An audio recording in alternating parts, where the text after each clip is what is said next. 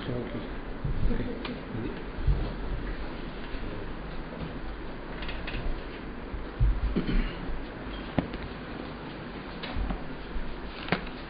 ഹെബ്രായ ലേഖനം 4-ാം അധ്യായം.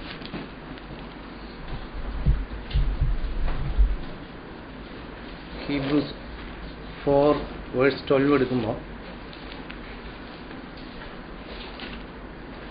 എല്ലാവർക്കും അറിയാവുന്ന എന്താ പറയുന്നത് വചനം, ദൈവവചനം സജീവവും ഊർജ്ജസ്വലവുമാണ്, ഇരുതല വാളിനേക്കാൾ മൂർച്ചയേറിയ അത് ആത്മാവിനെയും അരൂപിയെയും സന്ധിയെയും മജ്ജയെയും വേർപെടുത്തി തുളച്ചു കയറുന്നു. ഹൃദയത്തിലെ വിചാരങ്ങളെയും ആഗ്രഹങ്ങളെയും അത് വിവേചിച്ചറിയുന്നു. ദൈവദൃഷ്ടിയിൽ നിന്ന് ഒരു സൃഷ്ടിയും മറഞ്ഞിരിക്കുന്നില്ല. അവൻ്റെ കൺമുമ്പിൽ എല്ലാം തുറന്നിരിക്കുന്നു, വെളിവായിരിക്കുന്നു. അവനോടാണ് നാം കണക്ക് പറയേണ്ടത്. അപ്പോൾ ഇതിൽ ഈ ദൈവവചനത്തിൻ്റെ ക്വാളിറ്റീസിനെ കുറിച്ച് എഴുതിയിരിക്കുന്നത്, ദൈവവചനം സജീവവും ഊർജ്ജസ്വലവുമാണ്. നമ്മൾ പൊതുവെ ദൈവവചനം എന്ന് പറഞ്ഞാൽ നമ്മൾ വിചാരിക്കുന്നത് ഈ ബൈബിളിൽ എഴുതിയേക്കുന്ന റിട്ടൺ വേർഡ് എന്നുള്ളതല്ല. ഇപ്പോൾ നോക്കി, ഈ ദൈവവചനം ഇപ്പോൾ ഒത്തിരി പുസ്തകങ്ങളുണ്ട്, ഇല്ല, ലോകത്തിൽ ഇഷ്ടംപോലെ ബുക്കുകളുണ്ട്, അതിനകത്തെല്ലാം വചനങ്ങൾ എഴുതിയിട്ടുണ്ട്. പക്ഷെ ദൈവവചനത്തിൻ്റെ പ്രത്യേകത എന്ന് പറയുന്നത് മനസ്സിലാക്കണമെങ്കിൽ നമ്മൾ ദൈവത്തിൻ്റെ സൃഷ്ടിയിലോട്ടൊന്ന് പോയാൽ മതി. ഇപ്പം ദൈവം മണ്ണുകൊണ്ട് ആദത്തെ ഉണ്ടാക്കി, ആദം ഫുൾ ഷേപ്പായി, പക്ഷേ ഇറ്റ് വാസ് ഡെഡ് ബോഡി. പക്ഷെ ദൈവം അതിലോട്ട് ജീവശ്വാസം ഓതിയപ്പോൾ ആദം ജീവനുള്ള ദേഹിയായി, മൃഗങ്ങളിൽ നിന്നൊക്കെ വ്യത്യസ്തനായി. കാരണം മൃഗങ്ങളെ മണ്ണിൽ നിന്ന് തന്നെ ദൈവം ഉണ്ടാക്കി, പക്ഷെ അതിനകത്തോട്ട് ഈ ദൈവത്തിൻ്റെ ജീവശ്വാസം ഓതിയില്ല. അപ്പം ജീവനുള്ള ദേഹിയായി എന്ന് പറഞ്ഞേക്കുന്ന മനുഷ്യൻ എറ്റേണൽ ക്യാരക്ടർ ഉള്ളവനായി തീർന്നു. സെയിം വേ ഈ 2 തിമോത്തി 3 എടുക്കുമ്പോൾ സ്ക്രിപ്ചറിനെ കുറിച്ച് എഴുതിയേക്കുന്ന സെയിം വേർഡാണ്. 2 തിമോത്തി 3 നമ്മൾ വായിക്കാറില്ല, സ്റ്റിൽ 3:16 3:16 അത് ഇംഗ്ലീഷിൽ നിന്ന്, മറ്റേ ഇംഗ്ലീഷിൽ നിന്ന് വായിക്കാം.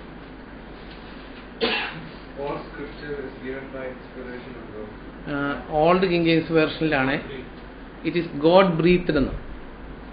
All scripture is God breathed. ദൈവം അതിലോട്ട്, അല്ലെങ്കിൽ ആദാമിലോട്ട് ഊതിയതുപോലെ സ്ക്രിപ്ചറിലോട്ട് ദൈവത്തിൻ്റെ ബ്രീത്തിങ് അല്ല, ദൈവം ഗോഡ് ബ്രീത്ത്ഡാണ്.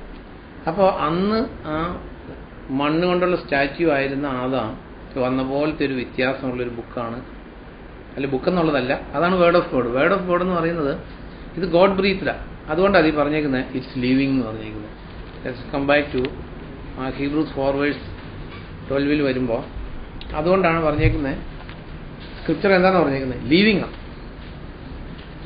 ജീവനുള്ളതെന്ന് പറയുമ്പോൾ ആ ശരിക്കും അത് രണ്ടും തമ്മിലൊന്ന് കമ്പയർ ചെയ്യുമ്പോൾ നമുക്ക് ശരിക്കും മനസ്സിലാകും. ഡെഡ് അല്ലെങ്കിൽ ജീവനില്ലായിരുന്ന വെറും ഒരു മണ്ണ് കൊണ്ടുള്ള നമ്മൾ ഈ തുണിക്കടയിലൊക്കെ നിൽക്കുന്ന സ്റ്റാച്യു പോലെ നിന്നിരുന്ന ആദാം ദൈവം ഊതിയോടുകൂടി എല്ലാ പ്രവർത്തനങ്ങളും ആരംഭിച്ചു, ഗോഡ് ബ്രീത്ത്ഡായി.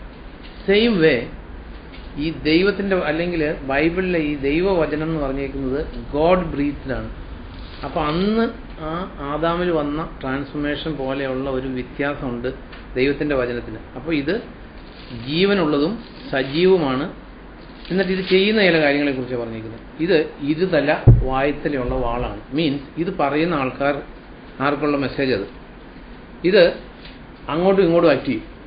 അതുകൊണ്ടാണ് ദൈവത്തിൻ്റെ വചനം സംസാരിക്കുക എന്ന് പറയുന്നത് വളരെ കെയർഫുള്ളായിട്ട് ചെയ്യേണ്ട കാര്യമാണ്. കാരണം ഇത് ദൈവത്തിൻ്റെ വചനം പഠിക്കുന്നത് എന്തിനു വേണ്ടിയാണ്? ആൾക്കാരെ പഠിപ്പിക്കാൻ വേണ്ടിയല്ല.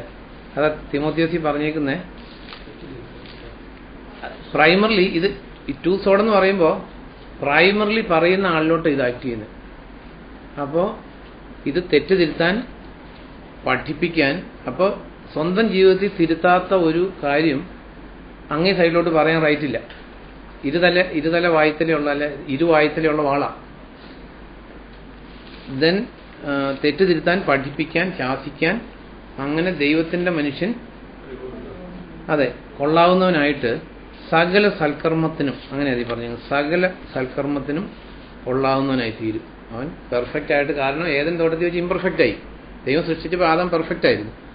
അവിടെ വെച്ച് വന്ന ആ ഇംപെർഫെക്ഷനെ മാറ്റാൻ വേണ്ടിയിട്ട് ദൈവം തന്നേക്കുന്ന, അല്ലെങ്കിൽ ലീവിങ് ആയിട്ട് ദൈവം മനുഷ്യന് തന്നേക്കുന്നതാണ് ദൈവത്തിൻ്റെ വചനം. അപ്പോൾ ദൈവത്തിൻ്റെ മനുഷ്യൻ ആ ഇംഗ്ലീഷിലാണെങ്കിലും ഒന്ന് വായിക്കുമോ മറ്റേതിൽ? ഓൾഡ് കിങ് ജെയിംസ് വേർഷൻ ഒന്ന് വായിച്ചു. അല്ല, ആ ഇംഗ്ലീഷ് ഒന്ന് വായിച്ചു. All scripture is given by inspiration of God and is profitable for doctrine, for reproof, for correction, for instruction in righteousness. അപ്പോൾ ഇത് in correction, old king James വേർഷനിലാണ് so that the man of God is straight എന്ന്. അല്ലെങ്കിൽ മനുഷ്യൻ straight ആവുന്നു, means എല്ലാ മനുഷ്യനും ക്രൂക്കും വളവും വഞ്ചനയും കള്ളത്തിലും എല്ലാം ഉള്ളവരാണ്. പക്ഷെ ദൈവത്തിൻ്റെ വചനം വർക്ക് ചെയ്യുമ്പോൾ മനുഷ്യനെല്ലാം സ്ട്രെയിറ്റ് ആയിട്ട് ദൈവത്തിന് വേണ്ടിയിട്ട് ദൈവത്തിന് എല്ലാ സൽക്കർമ്മത്തിനും യോഗ്യനായിത്തീരും. അപ്പം ഇതിൽ പറഞ്ഞേക്കുന്ന ഇരുതല വാളിനേക്കാൾ മൂർച്ചയേറിയ അത്. അപ്പോൾ നമ്മൾ അറിയേണ്ട ഒരു കാര്യം എന്താണെന്ന് വെച്ചാൽ നമ്മളെല്ലാവരും ദൈവത്തിൻ്റെ വചനം പറയുന്നവരാ. ഇപ്പോൾ ഞാൻ പറയുന്നത് പറഞ്ഞാൽ വേറൊരു സമയത്ത് നിങ്ങളെല്ലാവരും നമ്മുടെ കൂട്ടുകാരോട് എല്ലാവരോടും പറയാൻ ബാധ്യസ്ഥരുമാണ്, പറയുന്നവരുമാണ്. അപ്പോൾ അറിയേണ്ട ഒരു കാര്യം, നമ്മെ കട്ട് ചെയ്യാത്ത ഒരു കാര്യം വേറൊരാളെ കട്ട് ചെയ്യാനായിട്ട് ഉപയോഗിക്കാൻ പറ്റത്തില്ല. ഈ വായ്ത്തല ഉപയോഗിക്കുന്നത് കട്ട് ചെയ്യാനായിട്ട് ഉപയോഗിക്കുന്ന ഒരു കാര്യമാണ്. അപ്പോൾ ഈ ഒരു വാളിനോട് ഉപമിച്ച് കഴിഞ്ഞാൽ അതിന് ഷാർപ്പ്നെസ് ഇല്ലെങ്കിൽ അതുകൊണ്ടൊരു യൂസും ഇല്ല. കാരണം ഇത് മാംസങ്ങളെ മുറിക്കുന്നത്. ഇപ്പം മൂർച്ചയില്ലാത്ത കത്തി കൊണ്ട് ഇറച്ചി മുറിച്ചിട്ടുള്ളവർക്കറിയാം, അതിങ്ങനെ അങ്ങോട്ടും ഇങ്ങോട്ടും ഉരുണ്ട് കളിക്കുള്ളൂ, മുറിയില്ല. അപ്പോൾ ദൈവത്തിൻ്റെ വചനത്തിൻ്റെ മൂർച്ച കുറച്ച് നമ്മൾ ആൾക്കാർക്ക് കൊടുത്താൽ അതുകൊണ്ടൊരു യൂസും ചെയ്യത്തില്ല. അതുകൊണ്ട് ഇവിടെ പറഞ്ഞേക്കുന്നത് ഇരുതല വാളിനേക്കാൾ മൂർച്ചയേറിയ അത് ആത്മാവിനെയും അരൂപിയെയും സന്ധിയെയും മജ്ജയെയും വേർപെടുത്തി തുളച്ചു കയറുന്നു, ഹൃദയത്തിലെ വിചാരങ്ങളെയും ആഗ്രഹങ്ങളെയും അത് വിവേചിച്ചറിയുന്നു. ഇവിടെ പറഞ്ഞിരിക്കുന്ന അത് ചെയ്യുന്ന ഒരു കാര്യം, ആത്മാവിനെയും അരൂപിയെയും, അതായത് സോൾ ആൻഡ് സ്പിരിറ്റിനെ തിരിച്ചറിയും. സോൾ ആൻഡ് സ്പിരിറ്റിനെ തിരിച്ചറിയാനുള്ള ഏക ടെസ്റ്റ് അല്ലെങ്കിൽ അതിന് ശേഷിയുള്ള ഏക വെപ്പൺ എന്ന് പറയുന്നത് ദൈവത്തിൻ്റെ വചനമുള്ളൂ. ഈ സോളും സ്പിരിറ്റും തമ്മിൽ തിരിച്ചറിയുന്നത് ഭയങ്കര ബുദ്ധിമുട്ടാണ്. കാരണം സോളും സ്പിരിറ്റും തമ്മിൽ ഓൾമോസ്റ്റ് സെയിം ആയിട്ടേ പോകത്തുള്ളൂ. ഇപ്പം ദൈവത്തിൻ്റെ കാര്യത്തിലാണെങ്കിൽ സോളിഷ് ആയിട്ടുള്ള കാര്യങ്ങളുണ്ട്, സ്പിരിച്വൽ ആയിട്ടുള്ള കാര്യങ്ങളുണ്ട്. കൊറിന്തോസുകാരോട് പൗലോസ് പറഞ്ഞു, നിങ്ങളോട് സ്പിരിച്വൽ ആൾക്കാരോട് എന്ന പോലെ എനിക്ക് സംസാരിക്കാൻ പറ്റുന്നില്ല, സോളിഷ് അല്ലെങ്കിൽ വേർഡ്ലി, അതായത് ജഡികരായിട്ടുള്ള ആൾക്കാർക്കുള്ള വേറൊരു വേർഡാണ് സോളിഷ് എന്ന് പറയുന്നത്. സോളിഷ് എന്ന് പറഞ്ഞാൽ നമ്മുടെ ആഗ്രഹങ്ങളാണ്, സ്പിരിച്വൽ എന്ന് പറഞ്ഞാൽ ദൈവത്തിൻ്റെ ആഗ്രഹങ്ങളാണ്. അപ്പോൾ ദൈവവേലയിൽ തന്നെ ഇപ്പോൾ നമ്മുടെ തന്നെ സ്പിരിച്വൽ ലൈഫിൽ നമുക്ക് തിരിച്ചറിയാൻ പറ്റും സോളിഷ് ഏതാ, സ്പിരിച്വൽ ഏതാന്ന്. സോളിഷ് എന്ന് പറഞ്ഞപ്പോൾ ചെയ്യുന്ന കാര്യം നല്ലതായിരിക്കും, അല്ലെങ്കിൽ സോളിഷ് ഐഡിയകളെല്ലാം ചീത്തയായിരിക്കത്തില്ല, പക്ഷേ അത് ദൈവത്തിൻ്റെ വചനത്തിലുള്ള മെത്തേഡായിരിക്കത്തില്ല. ഇപ്പോൾ നോക്ക്, കർത്താവിൻ്റെ പാദാന്ത്യത്തിലൊരു സ്ത്രീ വന്ന് തൈലക്കുപ്പി പൊട്ടിച്ച് കർത്താവിൻ്റെ ശിരസിലൊഴിച്ചു, പൂശി. അപ്പോൾ യൂദാസ് പറഞ്ഞു, എന്തിനീ ദുർവ്യയം, ഇത് വിറ്റ് ദരിദ്രർക്ക് കൊടുത്തുകൂടായിരുന്നു. കേട്ടാൽ വളരെ നല്ല ഐഡിയ എന്നല്ലേ തോന്നത്തുള്ളൂ, അതായത് പാവപ്പെട്ടവരെ സഹായിക്കാനുള്ള ഐഡിയ. പക്ഷേ that was with a bad motive.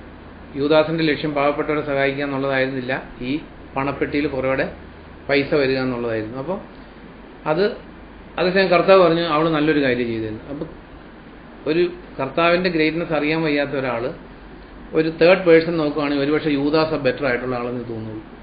ഇങ്ങനെ തന്നെയാണ് നമ്മൾ ഈ ദൈവത്തിൻ്റെ വചനം വെച്ച് നോക്കിയാൽ മാത്രമേ നമുക്ക് സോളിഷ് ആൻഡ് സ്പിരിച്വൽ കാര്യങ്ങളെ തിരിച്ചറിയാൻ പറ്റത്തുള്ളൂ. അപ്പോൾ ഇതിൽ ഈ ദൈവത്തിൻ്റെ വചനത്തിൻ്റെ ഒരു പ്രവൃത്തിയാണ്, അത് സോളിനെയും സ്പിരിറ്റിനെയും കൂടെ പെനിട്രേറ്റ് ചെയ്ത് അകത്തോട്ട് കയറിയിട്ട്. ഇപ്പോൾ നമ്മൾ തന്നെ ദൈവത്തിൻ്റെ വചനം കേൾക്കുമ്പോൾ നമുക്കറിയാൻ പറ്റും നമ്മുടെ ജീവിതത്തിൽ സ്പിരിച്വൽ ആയിട്ടുള്ള കാര്യങ്ങളിലാണ് നമ്മൾ ജീവിച്ചത്, സോളിഷ് ആയിട്ടുള്ള കാര്യങ്ങളിലാണ് ജീവിച്ചത്.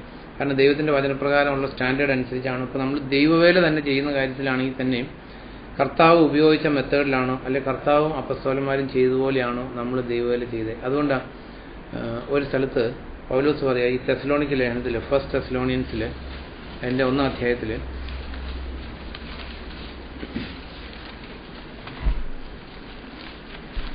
പൗലോസ് പറയുന്നൊരു വേർഡുണ്ട്. ഫസ്റ്റ് തെസ്സലോണിയൻസ് 1:5 തുടങ്ങി വായിക്കുമ്പോൾ, ഞങ്ങളുടെ സുവിശേഷം നിങ്ങളിലെത്തിയത് വാക്കുകളിൽ മാത്രമല്ല, ശക്തിയിലും പരിശുദ്ധാത്മാവിലും പൂർണ്ണ ബോധ്യത്തിലുമാണ്. അതെ, പൗലോസ് പറയുന്നുണ്ട്, ഞങ്ങളുടെ സുവിശേഷം നിങ്ങളിലെത്തിയത് വാക്കുകളിൽ മാത്രമല്ല, ശക്തിയിലും പരിശുദ്ധാത്മാവിലും പൂർണ്ണ ബോധ്യത്തിലുമാണ്. അപ്പോൾ ഈ സുവിശേഷം എന്ന് പറഞ്ഞ പൗലോസ് പറയുന്നത് ഇത് വെറും വാക്കുകളായിട്ടല്ല വന്നത്. നമ്മൾ ആദ്യമേ ചിന്തിച്ച പോലെ തന്നെ ദൈവത്തിൻ്റെ വചനം ലീവിങ് ആണ്, അല്ലാതെ ഇത് വെറും ഒരു പുസ്തകം നോക്കി വായിക്കുന്ന പോലെ അല്ലെങ്കിൽ ദൈവത്തിൻ്റെ ആത്മാവിനാൽ അല്ലാതെ ഈ സെയിം വചനം നമുക്ക് പറയാൻ പറ്റും. Anybody can teach, anybody can say the word of the Lord. ഈ ബൈബിളിലുള്ള അല്ലെങ്കിൽ ഈ വചനം ആർക്ക് വേണേലും പറയാം. പക്ഷെ അത് ജീവനുള്ള വചനമായിട്ട് വരണമെങ്കിൽ ഫസ്റ്റ് ഓഫ് ഓൾ ഈ ആൾക്ക് സ്പിരിച്വൽ ലൈഫ് ഉണ്ടായിരിക്കണം. അല്ലെങ്കിൽ ഇതിപ്പോൾ നമുക്ക് ഇത് എന്താ പറയുന്നത്, കർത്താവിനെ അറിഞ്ഞവർക്കും അറിയാത്തവർക്കും ഒക്കെ ഇതിന്ന് പറയാൻ പറ്റും. പക്ഷേ ഇത് ലീവിങ് ആയിട്ട് വരണമെങ്കിൽ ഈ സോളിനെയും സ്പിരിറ്റിനെയും തമ്മിൽ വിവേചിക്കണമെങ്കിൽ എന്താ പറയുന്നത്, ഇപ്പോൾ പൗലോസ് പറഞ്ഞേക്കുന്ന പോലെ ഞങ്ങളുടെ വചനം കേവലം വചനമായിട്ടല്ല, ഇത് ദൈവത്തിൻ്റെ പരിശുദ്ധാത്മാവിൻ്റെ, ഇംഗ്ലീഷിലാണെങ്കിൽ with the demonstration of the power of the Holy Spirit ആവുന്നതെന്ന് പറയും. അപ്പോൾ ബൈബിളിൽ നമ്മൾ സംഭവങ്ങൾ എടുക്കുമ്പോൾ ഇപ്പോൾ നോക്കാം, ഓൾഡ് ടെസ്റ്റാമെന്റിൽ ഒരു സംഭവം എടുത്താൽ ഈ ഫിലിസ്റ്റൈൻസ് ഈ പേടകം കാട്ടിൽ വെച്ച് കൊണ്ടുപോയി, അല്ലേ, വണ്ടിയിൽ വെച്ച് കൊണ്ടുപോയി. അപ്പോൾ നല്ല ദൂരമുണ്ട്. അപ്പോൾ ഇത് കൊണ്ടുപോയി അവർ കാട്ടിൽ വെച്ച് കൊണ്ടുപോയി, അവർക്കൊന്നും പറ്റിയില്ല. കാരണം അവർക്ക് ദൈവത്തിൻ്റെ വചനം അറിയത്തില്ല, അവർക്ക് ദൈവത്തിൻ്റെ വചനം നൽകപ്പെട്ടിട്ടുള്ളവരല്ല. അവർ ദൈവത്തിൻ്റെ പേടകമാണോ ഏത് പേടകമാണെന്ന് അറിയത്തില്ല. അതാ ദൈവത്തെക്കുറിച്ച് നമ്മൾ അറിയേണ്ടത്. ഇഗ്നോറൻസിൽ അല്ലെങ്കിൽ ഒന്നും അറിയാൻ വയ്യാത്തവരെ ദൈവം ശിക്ഷിക്കില്ല. അതേസമയം ആ സെയിം പേടകം കാട്ടിൽ വെച്ച് ദാവീദ് കൊണ്ടുപോയപ്പോൾ ഉസ തൊട്ടു, മരണമുണ്ടായി, എല്ലാം ഉണ്ടായി. അപ്പം ഈ ദാവീദ് കൊണ്ടുപോകാനുള്ള ഒരു കാരണം എന്താണെന്ന് വെച്ചാൽ, അങ്ങനെ ആസച്ച് അങ്ങനെ എഴുതിയിട്ടില്ലെങ്കിലും, കാരണം ഫിലിസ്തീൻ ഒരു ലോങ് ഡിസ്റ്റൻസ് വന്നപ്പോൾ ചെറിയ ഡിസ്റ്റൻസിലൊക്കെയാണ് തണ്ടയിൽ വെച്ച് ചുമക്കണം എന്നൊക്കെ എഴുതിയിട്ടുണ്ട്. കാര്യമൊക്കെ ദാവീദിന് അറിയാം, തണ്ടയിൽ വെച്ച് ചുമക്കണം എന്ന് എഴുതിയിരിക്കുന്ന കാര്യമാണ്. എന്നാൽ ലോങ് ഡിസ്റ്റൻസ് ഫിലിസ്റ്റൈൻസ് കൊണ്ടുപോയപ്പോൾ അവർ വണ്ടിയിലെ കൊണ്ടുപോയി. നല്ലതല്ലേ, കാരണം ഇത് ചുമന്നുകൊണ്ട് പോകുന്നേക്കാൾ വളരെ എളുപ്പം വണ്ടിയിൽ വെച്ച് കൊണ്ടുപോകാൻ. പക്ഷെ അവർ നിയമം നൽകപ്പെട്ടിട്ടില്ലാത്തവരായിരുന്നു ഫിലിസ്റ്റൈൻസ്, അവർക്കൊന്നും പറ്റിയില്ല. എന്നാൽ ദാവീദ് കൊണ്ടുപോയപ്പോൾ അവിടെ മരണമുണ്ടായി. നമ്മുടെ ജീവിതത്തിൽ നമ്മൾ അറിഞ്ഞിരിക്കേണ്ട ഒരു കാര്യം, ദൈവത്തെ അറിയാത്ത ആൾക്കാർ ചെയ്യുന്ന കാര്യം നമ്മൾ ചെയ്തു കഴിയുമ്പോൾ നമുക്ക് ശിക്ഷ കിട്ടും, അവർക്ക് ശിക്ഷ കിട്ടില്ല.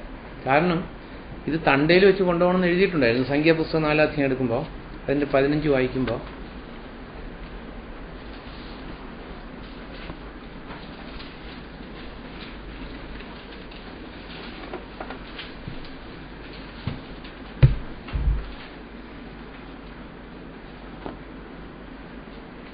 പിന്നീട് തണ്ടുകൾ ചെലുത്തണം. പാളയം പുറപ്പെടുമ്പോൾ അഹ്റോനും പുത്രന്മാരും ചേർന്ന് വിശുദ്ധ സ്ഥലവും അതിലെ എല്ലാ ഉപകരണങ്ങളും പൊതിയണം. പിന്നീട് കഹാത്തിന്റെ പുത്രന്മാർ ഇവ ചുമക്കാൻ വരട്ടെ. അവർ വിശുദ്ധ വസ്തുക്കളിൽ സ്പർശിക്കരുത്, സ്പർശിച്ചാൽ അവർ മരിക്കും. അതെ, മതി. അപ്പോൾ ഇത് ചുമക്കണം, ഇതിൽ സ്പർശിക്കാൻ പാടില്ല എന്നൊക്കെ എഴുതിയിട്ടുണ്ട്. ഇതൊക്കെ ഉസായിക്കും അവർക്കൊക്കെ അറിയാവുന്ന ആൾക്കാരാണ്. പക്ഷെ ഫിലിസ്റ്റൈൻസ് ചെയ്തു, അതുകൊണ്ട് നമുക്ക് ചെയ്താലും കുഴപ്പമില്ല. അത് ഔവയ്ക്ക് പറ്റിയ പോലെ തന്നെ ദൈവത്തെക്കുറിച്ചുള്ള ഭയം കുറേ കാലം കൊണ്ട് കുറഞ്ഞുപോയി. ആദം എത്ര കാലം ദൈവത്തോടു കൂടി നടന്നെന്നുള്ളത് അറിയില്ല. കുറേ കാലം നടന്നു കഴിഞ്ഞപ്പോൾ ദൈവഭയം കുറഞ്ഞുപോയി. നമ്മുടെ ജീവിതത്തിലും പലപ്പോഴും സംഭവിക്കാൻ ചാൻസ് ഉള്ളൊരു കാര്യമാണ്.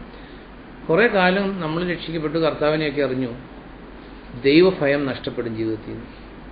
ദൈവഭയം നഷ്ടപ്പെട്ട് കുറേ കാലം കഴിയുമ്പോൾ ദൈവത്തിന് മാറ്റമില്ല, ദൈവത്തിൻ്റെ ക്യാരക്ടർ മാറ്റാൻ പറ്റത്തില്ല. അപ്പം നമ്മുടെ ജീവിതത്തിൽ നാശങ്ങളും ശിക്ഷകളും വന്നുകൊണ്ടിരിക്കും. അപ്പോൾ ഇതാ ഈ സോളിഷ് മെത്തേഡ്, സോളിനെ സ്പിരിറ്റിനെ വേർതിരിച്ചറിയാൻ നമ്മൾ അറിയേണ്ട ഒരു കാര്യം. നമ്മൾ എന്ത് കാര്യം ചെയ്യുമ്പോഴും ഇത് അപ്പസ്തോലന്മാർ പിൻപറ്റിയ ഒരു മാതൃകയാണോ എന്ന് ചിന്തിക്കണം. ചിലപ്പോൾ ആകർഷകമായിട്ടുള്ള മെത്തേഡായിരിക്കും, അല്ലെങ്കിൽ ചിലപ്പോൾ ഫലങ്ങളും വന്നെന്നിരിക്കും. പക്ഷെ അതുകൊണ്ട് ദൈവം അതിനെ അംഗീകരിക്കുന്നില്ല. ഇപ്പോൾ സുവിശേഷീകരണ മെത്തേഡുകളെ തന്നെ എടുത്തു നോക്കിയാലും നമുക്ക് പലപ്പോഴും ഈ ആൾക്കാരെ സുവിശേഷത്തിലേക്ക് അട്രാക്ട് ചെയ്യാൻ വേണ്ടിയിട്ട് പല സോളിഷ് മെത്തേഡുകൾ ഉപയോഗിക്കാറുണ്ട് ആൾക്കാർ. ചിലപ്പോൾ നല്ല ഗായകരെ കൊണ്ടുവന്ന്, ഞാൻ തന്നെ എൻ്റെ ജീവിതത്തിൽ നിന്ന് പഠിച്ചിട്ടുള്ള കാര്യങ്ങൾ പറയുന്നത്, നല്ല ഗായകർ പാട്ട് പാടിയാൽ പാട്ട് കേൾക്കാൻ വേണ്ടിയിട്ട് ആൾക്കാർ വരും. അങ്ങനെ അവരോട് സുവിശേഷം പറഞ്ഞ് അപ്പം രക്ഷയിലേക്ക് വരാൻ ചാൻസ് ഉണ്ടെന്ന്. പക്ഷേ അപ്പസ്തോലന്മാരൊന്നും സുവിശേഷം പറഞ്ഞത് ഇങ്ങനെയുള്ള ഒരു ഷോർട്ട് കട്ടുകൾ ഉപയോഗിച്ചുകൊണ്ടല്ല. അവർ ദൈവത്തിൻ്റെ പരിശുദ്ധാത്മാവിൻ്റെ ശക്തിയിൽ നിന്ന് പറഞ്ഞു, അല്ലെങ്കിൽ കർത്താവ് സുവിശേഷം പറഞ്ഞപ്പോൾ അത് ആ ദൈവത്തിൻ്റെ പരിശുദ്ധാത്മാവിൻ്റെ ശക്തിയിലായിരുന്നു. അവരുടെ ഹൃദയങ്ങളിൽ അത് തുളച്ചു കയറി. മാനസാന്തരം ഉണ്ടാവുമോ ഇല്ലയോ എന്നുള്ളത് വ്യക്തികളുടെ സ്വാതന്ത്ര്യം. കാരണം ഇപ്പോൾ പറയുന്ന ആൾക്കാരുടെ ക്വാളിറ്റി ആയിട്ട് അതിന് ബന്ധമില്ല. അപ്പോൾ കർത്താവ് സുവിശേഷം പറഞ്ഞപ്പോൾ തന്നെ ഇതിൽ എഴുതിയേക്കുന്ന ഒരു കാര്യം, ഈ മത്തായിയുടെ സുവിശേഷം 11 അധ്യായത്തിൽ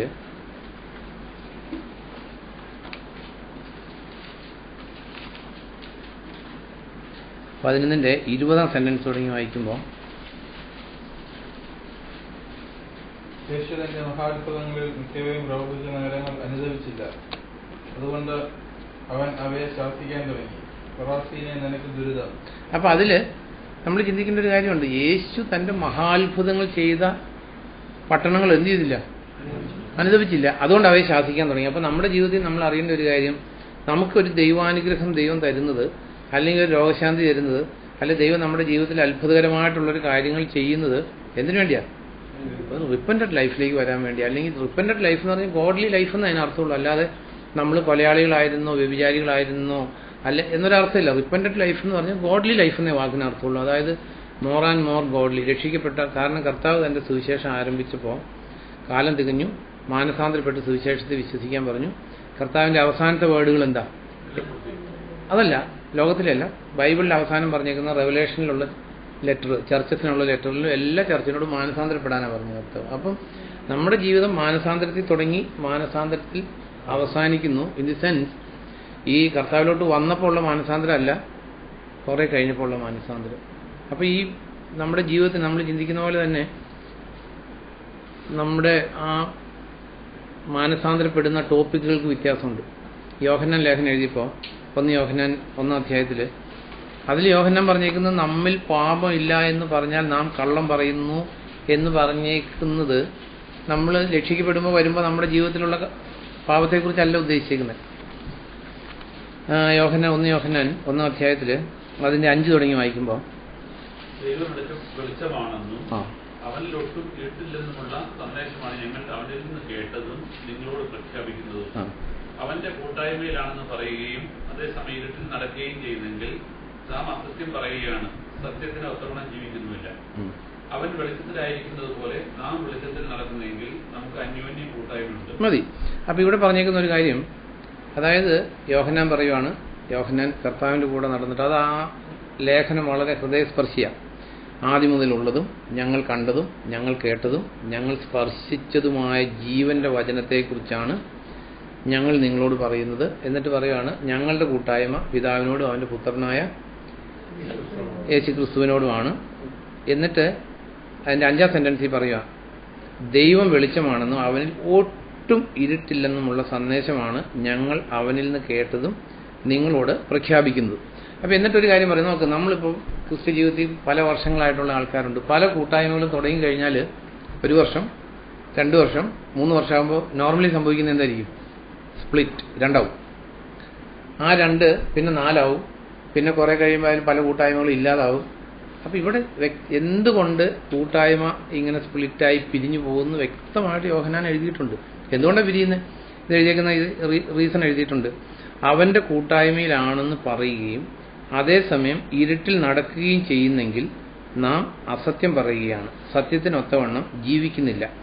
അവൻ, അടുത്ത സെന്റൻസ്, അവൻ വെളിച്ചത്തിലായിരിക്കുന്നത് പോലെ നാം വെളിച്ചത്തിൽ നടക്കുന്നു എങ്കിൽ നമുക്ക് അന്യോന്യം കൂട്ടായ്മയുണ്ട്. അപ്പോൾ ഇപ്പോൾ ഒരു കൂട്ടായ്മ വന്നു, അതിനകത്തുള്ള എല്ലാ ആൾക്കാരും ഇതുപോലെ ജീവിക്കുകയാണെങ്കിൽ ആ കൂട്ടായ്മ അതുപോലെ തന്നെ പോകും. അപ്പോൾ അതിനകത്ത് കുറേ ആൾക്കാർക്ക് ഇരുട്ട് ആവശ്യമുണ്ട്. ഇരുട്ട് എപ്പോഴും എന്തിനു വേണ്ടിയാണ്? ഹൈഡ് ചെയ്യാൻ വേണ്ടിയിട്ട്. അപ്പോൾ ഇത് പറഞ്ഞെങ്കിൽ അവൻ വെളിച്ചമാണെന്ന്, അവൻ ഇരുട്ട് അല്പം പോലും ഇല്ലെന്നുള്ള സന്ദേശമാണ് യോഹന്നാൻ 3.5 വർഷം കർത്താവിൻ്റെ കൂടെ നടന്നപ്പോൾ കിട്ടിയത്, ദൈവത്തെക്കുറിച്ച് കിട്ടിയ കാര്യം. അപ്പോൾ ശരി, കുറച്ചൊക്കെ കള്ളത്തരമുണ്ട്, കുറച്ചൊക്കെ നുണയുണ്ട്, കുറച്ചൊക്കെ അസൂയുണ്ട്, കുറച്ചൊക്കെ ദ്രവ്യാഗ്രഹമുണ്ട്, കുറച്ചൊക്കെ സ്വാർത്ഥ ലക്ഷ്യങ്ങളുണ്ട്. അവരൊരിക്കലും നീണ്ടുപോകത്തില്ല കൂട്ടായ്മകൾ. അതെന്തെങ്കിലും അഭിപ്രായ വ്യത്യാസം ഉണ്ടായി തമ്മിൽ അടിച്ചു പിരിഞ്ഞു പോയേ പറ്റൂ. കാരണം ദൈവത്തിൻ്റെ വചനത്തിൽ പറഞ്ഞേക്കുന്നതാണ്, അതായത് കൂട്ടായ്മയിൽ അവനുമായിട്ടുള്ള, കാരണം കർത്താവായ യേശുക്രിസ്തു വഴിയുള്ള കൂട്ടായ്മയാണ്. കാരണം കർത്താവിൽ അല്പം പോലും ഇരുട്ടില്ല, നുണയില്ല, കള്ളത്തരയില്ല, ഒന്നുമില്ല. അപ്പോൾ ഇതിൽ പറഞ്ഞേക്കുന്ന അവൻ്റെ കൂട്ടായ്മയിലാണെന്ന് പറയുകയും അവൻ നടന്നതുപോലെ നടക്കാതിരിക്കുകയും ചെയ്യുന്നവൻ കള്ളം പറയുകയാണ്. ആ കൂട്ടായ്മയിലല്ല. അത് കർത്താവായിട്ടുള്ള കൂട്ടായ്മയിൽ ജീവിക്കണമെങ്കിൽ നമുക്ക് കർത്താവിൻ്റെ ശരീരത്തിൻ്റെ ഒരു ഭാഗം സഭ എന്ന് പറയുന്നത്. നമ്മൾ പറയാറുണ്ട് mystical body of Christ church എന്ന് പറയുന്നത്. അപ്പോൾ കർത്താവിൻ്റെ ശരീരത്തിൽ നമ്മളിരിക്കുക. ഇതിന് കൊറിന്ത്യർ ലേഖനത്തിലൊക്കെ എഴുതിയേക്കുന്നത് നമ്മൾ കർത്താവിൻ്റെ ശരീരത്തിൻ്റെ വിവിധ അവയവങ്ങളാണ്. അപ്പോൾ കർത്താവിൻ്റെ അതേ ക്വാളിറ്റി ഉണ്ടെങ്കിൽ മാത്രമേ ഈ അവയവത്തിന് ആ ശരീരത്തിൽ ഇരിക്കാൻ പറ്റൂ. നമുക്കറിയാലോ, ഇപ്പോൾ ഈ ട്രാൻസ്പ്ലാന്റ് ചെയ്യുന്ന ഓർഗൻസ് അത് ഒത്തിരിയെല്ലാം ബ്ലഡ് മാച്ചിങ്ങും ഇതെല്ലാം ഒക്കെ നോക്കിക്കഴിഞ്ഞാലും ഇപ്പോൾ കിഡ്നി മാറ്റി വെച്ചാൽ ത്രൂ ഔട്ട് ലൈഫ് എന്തും മരുന്ന് റിജക്റ്റ് ചെയ്യാതിരിക്കാനുള്ള മരുന്ന് കൊടുത്തുകൊണ്ട് ത്രൂ ഔട്ട് ലൈഫ് കൊടുക്കും. അപ്പോൾ എന്ന് പറഞ്ഞേക്കുന്ന പോലെ കർത്താവിൻ്റെ ശരീരത്തിൽ ഇരുന്നിട്ട് കർത്താവിൻ്റെ ക്യാരക്ടറിൽ നമ്മൾ കർത്താവ് ക്ഷമിക്കും. എന്നാൽ നമുക്ക് ഈ ഒരു ടാർഗറ്റ് നമ്മുടെ ജീവിതത്തിൽ ഇല്ലെങ്കിൽ നമ്മൾ കൂട്ടായ്മയിൽ നിന്ന് പുറത്തു പോകും. അല്ലെങ്കിൽ ഇപ്പോൾ യോഹന്നാൻ അതിൽ തന്നെ എഴുതിയിട്ടുണ്ട്, നമ്മുടെ അതിൻ്റെ 18 തുടങ്ങി വായിക്കുമ്പോൾ നമ്മൾ ഇന്നലെ ചിന്തിച്ചതാണ്, കുഞ്ഞുമക്കളെ അവസാന നാഴിക ആയിരിക്കുന്നു, എതിർ ക്രിസ്തു വരുന്നു എന്ന് നിങ്ങൾ കേട്ടിട്ടില്ലേ? അതുപോലെ പല എതിർ ക്രിസ്തുമാരും ഇപ്പോൾ വന്നു കഴിഞ്ഞു, അങ്ങനെ അവസാന നാഴികയായി എന്ന് നാം അറിയുന്നു. അവർ നമ്മുടെ കൂട്ടത്തിൽ നിന്ന് പുറപ്പെട്ടു, എന്നാൽ നമ്മുടേതായിരുന്നില്ല. നമ്മുടേതായിരുന്നെങ്കിൽ അവർ നമ്മോടൊത്ത് തുടരുമായിരുന്നു. അവർ പുറത്തു പോയത് തന്നെ അവരാരും നമുക്കുള്ളവരല്ലെന്ന് വ്യക്തമാക്കാനാണ്. കാരണം ഇതിൽ പറഞ്ഞേക്കുന്ന ക്വാളിറ്റി, അപ്പോൾ ഒരു കൂട്ടായ്മയിൽ കണ്ടിന്യൂ ചെയ്യണമെങ്കിൽ ഇത് കർത്താവുള്ള കൂട്ടായ്മയിൽ, നമ്മൾ ലവോഡിഷ്യൻ ചർച്ചിൽ കാണുമ്പോൾ കർത്താവില്ല കൂട്ടായ്മയിൽ, അവിടെ എല്ലാവരും തമ്മിൽ നല്ല സ്നേഹമായിട്ട് പോകും, എത്ര കാലം വേണേലും പോകും, ഒരു പ്രശ്നമില്ല. കാരണം അവിടെ കർത്താവില്ല.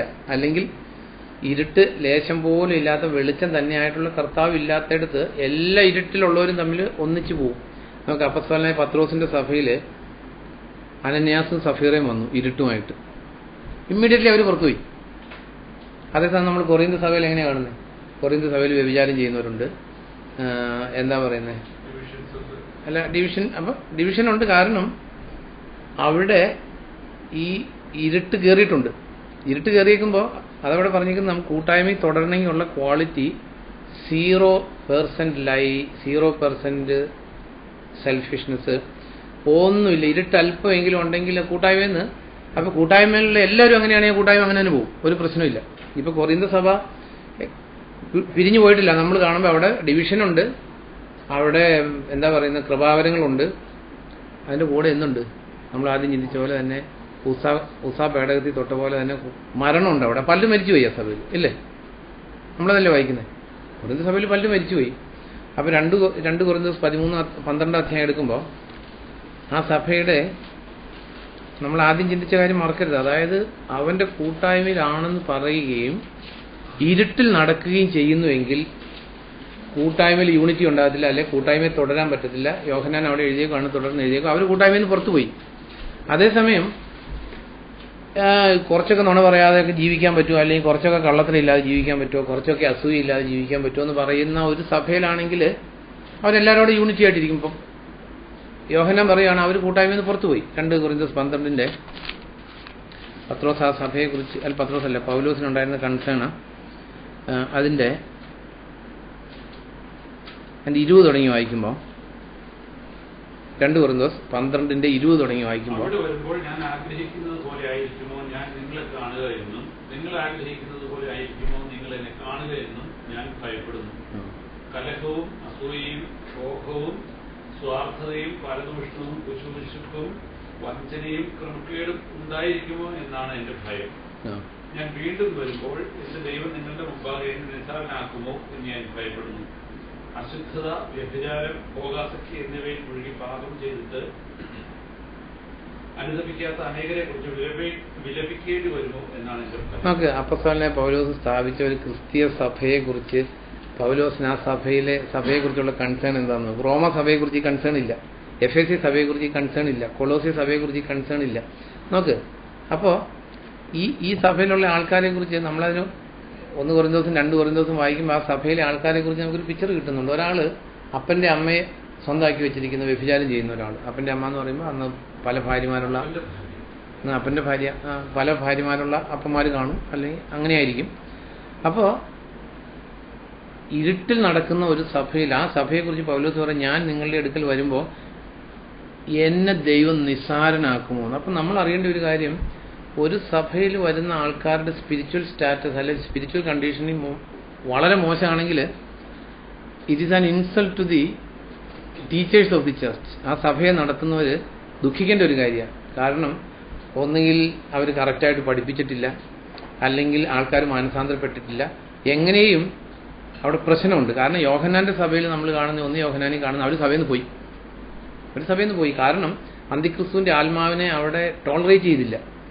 കാരണം കുഞ്ഞുമക്കളെ, അന്തിക്രിസ്തുവിന്റെ ആത്മാവ് ഇവിടെ വന്നിട്ടുണ്ട്, പക്ഷെ നമ്മുടെ കൂട്ടത്തിൽ നിന്ന് അവർ പോയി. നമ്മളിന്ന് കഴിഞ്ഞ ദിവസം ചിന്തിച്ചതാണ് അന്തിക്രിസ്തുവിന്റെ ഒരു ക്യാരക്ടറാണ് ലോലെസ്നെസ്. ഇപ്പം സഭയിൽ ഇപ്പോൾ നോക്ക്, നമ്മൾ ലോകത്തിലെടുത്താൽ, സഭകളെടുത്താൽ ഒരിക്കലും ഈ നിയമം അനുസരിക്കുന്ന കാര്യങ്ങളോ അല്ലെങ്കിൽ കള്ളത്തരം ചെയ്യാതിരിക്കുന്ന കാര്യങ്ങളെക്കുറിച്ചൊന്നും പൊതുവെ ഒരു ആവറേജ് ഇന്നത്തെ ചർച്ചുകൾ എടുത്താൽ ഞായറാഴ്ച, നമ്മുടെ നാട്ടിലാണ് ഞായറാഴ്ച 10 to 1, അവിടെ ആദ്യം പാട്ട് പാടും, പിന്നെ ഒരു സങ്കീർത്തനം, അത് മിക്കവാറും വാക്യം പ്രതിവാക്യമായിട്ട് വായിക്കും. സങ്കീർത്തനം എന്ന് പറഞ്ഞാൽ ശത്രു സംഹാര ശ്ലോകങ്ങളാണ്, പഴയ നിയമത്തിലെ ശത്രു സംഹാര ശ്ലോകങ്ങളാണ്. അത് വായിക്കാത്ത സഭകൾ പൊതുവെ കുറവാണ്. അത് വായിക്കും, വാക്യം പ്രതിവാക്യമായിട്ട് വായിക്കും. അപ്പോൾ എന്താണെന്ന് വെച്ചാൽ വായിക്കുന്നവർക്ക് മനസ്സിലാവില്ല, കേൾക്കുന്നവർക്ക് മനസ്സിലാകത്തില്ല. 137 സങ്കീർത്തനമൊക്കെ എടുക്കുമ്പോൾ, അല്ല ഞാൻ പറയുന്നത്, നമ്മളാരും ജഡ്ജ് ചെയ്യാനല്ല, നമ്മൾ ഈ പ്രസന്റ് കണ്ടീഷൻ, കർത്താവ് ഒരു സ്ഥലത്ത് പറയുന്നുണ്ട്, നിങ്ങൾക്ക് ഇന്നത്തെ കാലത്തിൻ്റെ അടയാളങ്ങൾ വിവേചിക്കാൻ ശക്തിയുണ്ട്. അല്ലെങ്കിൽ മഴക്കാർ പൊങ്ങുമ്പോൾ പറയും മഴ വരുവാന്ന്, അല്ലെങ്കിൽ മേഘം കാണുമ്പോൾ പറയും ഇതാണെന്ന് പറയും, അല്ലെങ്കിൽ ചൂടുകാറ്റ് വരുമ്പോൾ പറയും അതാന്ന് പറയും. പക്ഷെ കാലത്തെ വിവേചിച്ചറിയാൻ നിങ്ങൾക്ക് ശക്തിയില്ല. കർത്താവ് പറഞ്ഞു മനുഷ്യപുത്രൻ മടങ്ങിയെത്തുമ്പോൾ ഭൂമിയിൽ വിശ്വസ്തത എന്നാണ് കറക്റ്റ്. വിശ്വാസം എല്ലായിടത്തും ഉണ്ട്. ലോകത്തിൽ വിശ്വാസം ഇല്ലാതാകത്തില്ല. ആദാമിൻ്റെ കാലത്തും വിശ്വാസമുണ്ട്, നോഹിൻ്റെ കാലത്തും വിശ്വാസമുണ്ട്, സോദോം ഗൊമോറ ലോത്തിന്റെ കാലത്തും വിശ്വാസമുണ്ട്. പക്ഷെ കർത്താവ് അവിടെ പറഞ്ഞേക്കുന്നത് മനുഷ്യപുത്രൻ മടങ്ങിയെത്തുമ്പോൾ ഭൂമിയിൽ വിശ്വസ്തത. എവിടെ വിശ്വസ്തത? മനുഷ്യന്റെ ബേസിക് നേച്ചർ എന്ന് പറയുന്നത് അവിശ്വസ്തതയാണ്. അപ്പോൾ ഇവിടെ നമ്മൾ ഏതായിരുന്നു റെഫറൻസ്? Psalm 137 ഒക്കെ എടുക്കുമ്പോൾ, അല്ല ഞാൻ പറഞ്ഞേ, നമ്മൾ പുതിയ നിയമസഭയിൽ അല്ലെങ്കിൽ അവരുടെ കൂട്ടായ്മയിൽ വായിക്കുന്ന പഴയ നിയമത്തിലെ അല്ല അതിൻ്റെയൊക്കെ ഒരു ഈ സങ്കീർത്തനത്തിൻ്റെ ഒരു സ്പിരിറ്റ് മനസ്സിലാക്കാൻ വേണ്ടി ഞാൻ എടുത്തുന്നുള്ളൂ. Psalm 137 ലാസ്റ്റ് വേർഡ് വായിക്കുമ്പോൾ ഒന്ന് വായിച്ച്, ലെൻറ്റെന്ന് വായിച്ച് 8-9 വായിക്കുമ്പോൾ,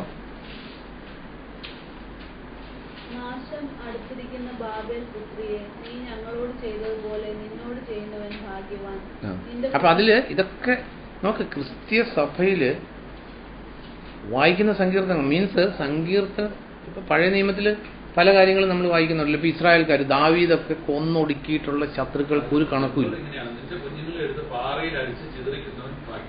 നോക്ക്, അതായത് പുതിയ നിയമത്തിൽ എഫേസ്യ ലേഖനത്തിലും കൊളോസ്യ ലേഖനത്തിലും സങ്കീർത്തനങ്ങളാൽ ദൈവത്തെ സ്തുതിക്കാൻ പറഞ്ഞേക്കുന്നത്. പഴയ നിയമത്തിലെ സങ്കീർത്തനം വായിക്കാൻ അതിനൊരു അർത്ഥമേ ഇല്ല. സങ്കീർത്തനത്താൽ സ്തുതിക്കുക എന്ന് പറഞ്ഞാൽ ദൈവത്തെ സ്തുതിക്കുന്ന പാട്ടുകൾ പാടുക എന്ന് മാത്രമേ വാക്കിന് അർത്ഥമുള്ളൂ. അപ്പൊ ഈ സങ്കീർത്തനം എടുത്ത് പുതിയ നിയമത്തിൽ ദൈവത്തെ സ്തുതിക്കാൻ പറ്റത്തില്ല. നിന്റെ കുഞ്ഞുങ്ങളെ പാറയിലടിച്ച് കൊല്ലുന്നവൻ ഭാഗ്യവാൻ.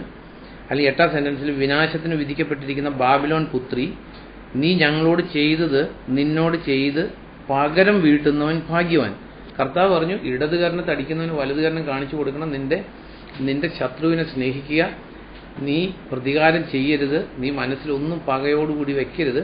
അപ്പം ഇത് ബൈബിളിൻ്റെ പാർട്ടാണെങ്കിൽ ഓരോന്നിൻ്റെയും റിലവൻസ് എന്താ, ഓരോന്നും എങ്ങനെയാണ്, എന്താണ് അതിൻ്റെ അർത്ഥം എന്ന് മനസ്സിലാക്കാതെ നമ്മൾ കർത്താവിനെ പിൻപറ്റിയാൽ എന്താ പറയുന്നത്, ഇതാ നമ്മൾ ആദ്യം ചിന്തിച്ച പോയിന്റാണ് ഞാൻ പറയുന്നത്. അതായത് dividing between soul and spirit. ഇതെല്ലാം സോളിഷ് ഐഡിയകളാണ്, യഹൂദൻ്റെ ഐഡിയകളാണ്. യഹൂദർക്ക് ശത്രുക്കളെ കൊന്നൊടുക്കാനായിരുന്നു അവരുടെ എല്ലാ പദ്ധതികളും എല്ലാ പരിപാടികളും. ദാവീദ് ദേവാലയം പണിയാൻ ആരംഭിച്ചപ്പോൾ ദാവീദിനോട് പണിയരുതെന്ന് പറയാൻ കാരണം എന്തായിരുന്നു? അതായത് രക്തം ചിന്തിയതിന് ഒരു കണക്കുമില്ല. പക്ഷെ ദേവാലയം പണിയണമെങ്കിൽ അതിനുള്ളൊരു ക്വാളിറ്റി എന്താ? സമാധാന പുത്രനായിരിക്കും. അപ്പം ഇന്ന് നമ്മൾ അറിയേണ്ട ഒരു കാര്യം, സഭയുടെ പണി നടത്തണമെങ്കിൽ he must be a peaceful man. കലഹിക്കുന്നവർക്കോ, അതാ സഭയുടെ മൂപ്പന്റെ യോഗ്യത പറഞ്ഞേക്കുന്നിടത്ത് എടുത്തു നോക്കി. 1 തിമോത്തി 3 ദാവീദിന് പണിയാൻ പറ്റില്ല. ദാവീദിന് വലിയ ആഗ്രഹം ഉണ്ടായിരുന്നു ദൈവത്തിന് വേണ്ടി ഒരു ആലയം പണിയണമെന്ന്. അതിനുവേണ്ടി ചെയ്യാവുന്ന എല്ലാം ചെയ്തു. പക്ഷെ ദൈവം പറഞ്ഞു യു ആർ നോട്ട് ഫിറ്റ്. രക്തം ചിന്തിയതിനൊരു കണക്കില്ല. അപ്പം നമ്മൾ ആലോചിച്ച് നോക്കുക, ഈ കോണ്ടംപററി ക്രിസ്ത്യാനിറ്റി പോകുന്നത് നമ്മൾ ദൈവത്തിൻ്റെ വചനത്തിൽ നിന്ന് ഈ സോളും സ്പിരിറ്റും തമ്മിൽ ഡിസ്റ്റിങ്വിഷ് ചെയ്യേണ്ടതാണ്. കാരണം അതിനാണ് ദൈവത്തിൻ്റെ വചനം നമുക്ക് തന്നേക്കുന്നത്, ദൈവത്തിൻ്റെ വചനം. അപ്പോൾ നമുക്കൊരു പുതിയ നിയമസഭയിൽ നമ്മൾ ഈ ശത്രു സംഹാര ശ്ലോകങ്ങൾ പാടേണ്ടവരാണോ? അല്ല.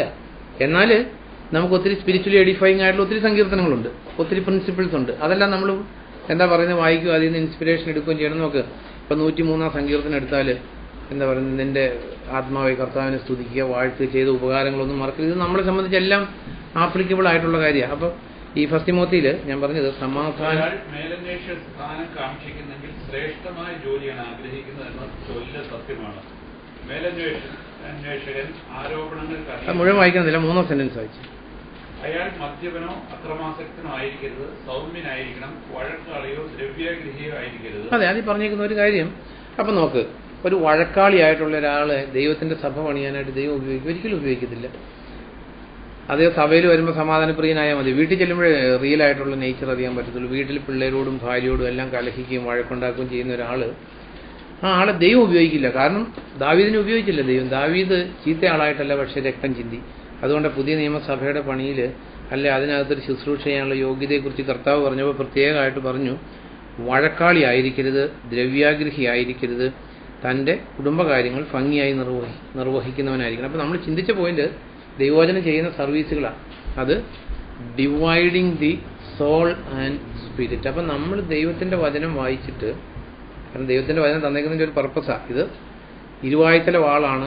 നമ്മുടെ ജീവിതത്തിൽ മാനസാന്തരപ്പെടാത്ത അല്ലെങ്കിൽ കറക്റ്റ് ചെയ്യാത്ത ഒരു കാര്യവും നമ്മൾ അങ്ങേ സൈഡിലോട്ട് വിടാൻ പാടില്ല. അതുകൊണ്ടാണ് എസേക്കിയലിൻ്റെ പുസ്തകത്തിലും റെവലേഷനിലൊക്കെ നമ്മൾ കാണുന്നുണ്ട്, ഈ തുകൽ ചുരുൾ അവരോട് വിഴുങ്ങാൻ പറഞ്ഞു ദൈവം. പലപ്പോഴും വിഴുങ്ങിയപ്പോൾ വായിൽ മധുരമായിട്ട് കണ്ടു, ഉള്ളി ചെന്നപ്പോൾ കയ്പായി. മീൻസ് അത് ജീവിക്കാൻ പലപ്പോഴും പെട്ടെന്ന് മധുരം, നമ്മൾ പാർപ്പുറത്ത് വീണ വിത്തിൻ്റെ കാര്യം പറയുന്ന പോലെ പെട്ടെന്ന് സന്തോഷത്തോടെ സ്വീകരിച്ച് കുറേ കഴിഞ്ഞപ്പോൾ അത് കയ്പായി വന്നു. അപ്പം ആദ്യം തന്നെ നമ്മുടെ ജീവിതത്തിൽ വർക്കൗട്ട് ചെയ്യാത്ത കാര്യം പറയരുത്. ഇരുതല വായ്ത്തല വാളാണ്. പിന്നെ അത് dividing the soul and spirit, അതാണ് നമ്മൾ ചിന്തിച്ചത്. അതായത് ദൈവവചനത്തിൽ കാണുന്ന പ്രിൻസിപ്പിളിൽ നിന്ന് ഡിഫറൻ്റ് ആയിട്ട് നമ്മൾ കർത്താവിൻ്റെ സുവിശേഷം ചെയ്ത് ഇതിൽ റിസൾട്ട് കിട്ടിയാലും ഡേ ഓഫ് ജഡ്ജ്മെൻറ്റിൽ എന്ത് പറ്റും നമ്മൾ ചിന്തിക്കാറുള്ളതാണ്, എല്ലാം കത്തിപ്പോകും. കർത്താവിൻ്റെ ന്യായാസനത്തിന് മുമ്പിൽ നിൽക്കുമ്പോൾ പണിയെല്ലാം കത്തിപ്പോകും. നമ്മൾ ചിന്തിച്ചത് ആ മുള്ളിനിടയിൽ വീണ വിത്ത് ആ കണ്ടീഷനിലാണെങ്കിൽ ആത്മാവ് കഷ്ടിച്ച് രക്ഷപ്പെടും. പക്ഷേ നമ്മൾ ചെയ്ത പണി ഒന്നും. അതുകൊണ്ട് നമ്മൾ ഇപ്പം നോക്ക്, ഒരു ഓല കൊണ്ടുള്ള ഒരു വീടുണ്ടാക്കാനാണെങ്കിൽ വലിയ വീടുണ്ടാക്കാൻ വലിയ ചിലവില്ല. അതേസമയം സ്വർണം കൊണ്ടുള്ള ഒരു കുഞ്ഞൊരു വീടിൻ്റെ ഒരു പ്രോട്ടോടൈപ്പ് ഉണ്ടാക്കണമെങ്കിൽ തന്നെ ഇറ്റ് ഈസ് വെരി എക്സ്പെൻസീവ്. പക്ഷേ അത് തീയെ അതിജീവിക്കും. അതുകൊണ്ട് നമ്മുടെ ജീവിതത്തിൽ നമ്മുടെ സുവിശേഷ പ്രവർത്തനം അല്ലെങ്കിൽ നമ്മൾ ചെയ്യുന്ന കൊച്ചു വർക്കുകളാണെങ്കിൽ പോലും അതിനകത്ത് ക്വാണ്ടിറ്റേറ്റീവായിട്ട് അതിനെ നോക്കരുത്, ക്വാളിറ്റേറ്റീവായിട്ട് നോക്കണം. അല്ലെങ്കിൽ ലോകത്തിൻ്റെ മുമ്പിൽ അതുകൊണ്ട് കർത്താവ് ഓൾറെഡി ചെറിയൊരു സൂചന കർത്താവ് തന്നിട്ട് പോയി. പല മുമ്പന്മാരും പിമ്പന്മാരാകും, പിമ്പന്മാർ മുമ്പന്മാരാകും.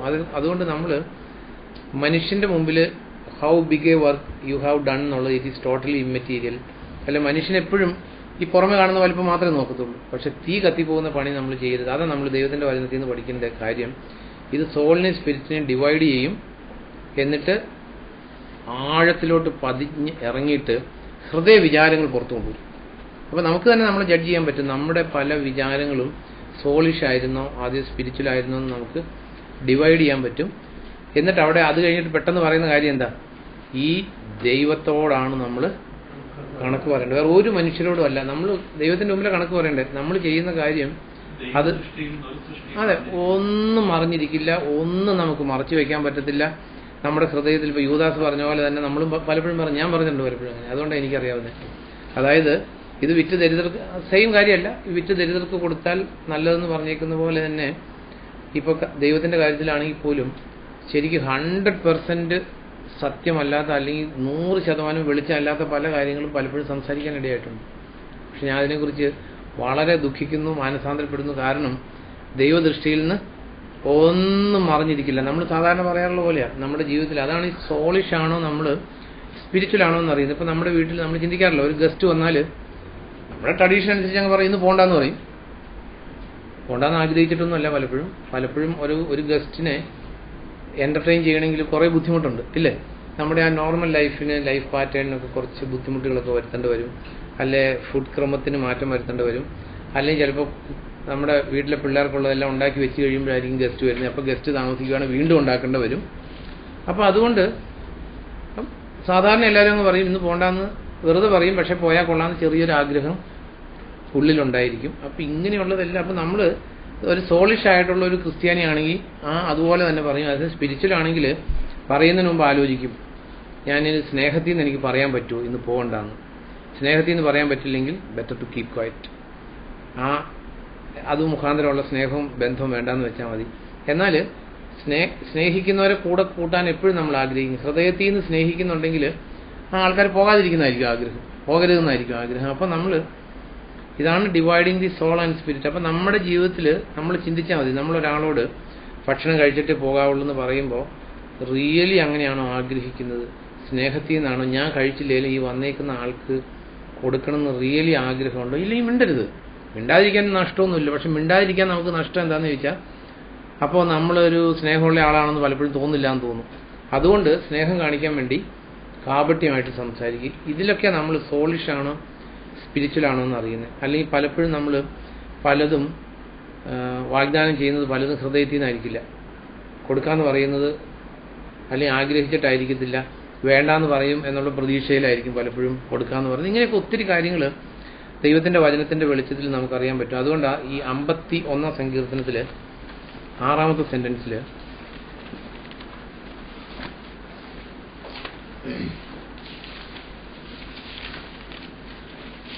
ന്റെ 6 നമ്മൾ വായിക്കുന്നത്, ഇത് അന്തരംഗത്തിലെ സത്യമാണ് നീ ചെയ്യുന്നത്, അതുകൊണ്ട് എന്റെ ഹൃദയ അന്തരാളത്തിൽ എനിക്ക് വിജ്ഞാനം ഉപദേശിക്കണം. അതെ, ദൈവിക വിജ്ഞാനം എന്ന് പറയുന്നത് അന്തരാളത്തിലെ സത്യമാണ്, ഡീപ്പ് ഇൻസൈഡുള്ള സത്യം. നമ്മൾ ഹൃദയത്തിൻ്റെ ആഴങ്ങളിൽ നിന്ന് സത്യം സംസാരിക്കാൻ പഠിച്ചാലേ നമ്മൾ സ്പിരിച്വൽ ആകത്തുള്ളൂ. അല്ലെങ്കിൽ നോക്കിപ്പോൾ അബ്രാഹം സാറായെക്കുറിച്ച് എൻ്റെ സഹോദരിയാന്ന് പറഞ്ഞു. അങ്ങനെ പിന്നീട് അത് എന്താ ഇങ്ങനെയൊക്കെ ചെയ്തതെന്ന് ചോദിച്ചു വരുമ്പോൾ അബ്രാഹം ഒരു ന്യായം പറയുന്നുണ്ട്. എന്താ ഇത്? സഹോദരി തന്നെയാണ്. കാരണം എന്താ? അപ്പൻ 1 അമ്മ 2 അല്ലേ? അപ്പൻ 1 അമ്മ 2. അപ്പോൾ ഇന്ന വേ ഷീ ഈസ് മൈ സിസ്റ്റർ. നമ്മൾ പലപ്പോഴും പറയുന്ന സത്യങ്ങൾ ഇങ്ങനെയാണ്.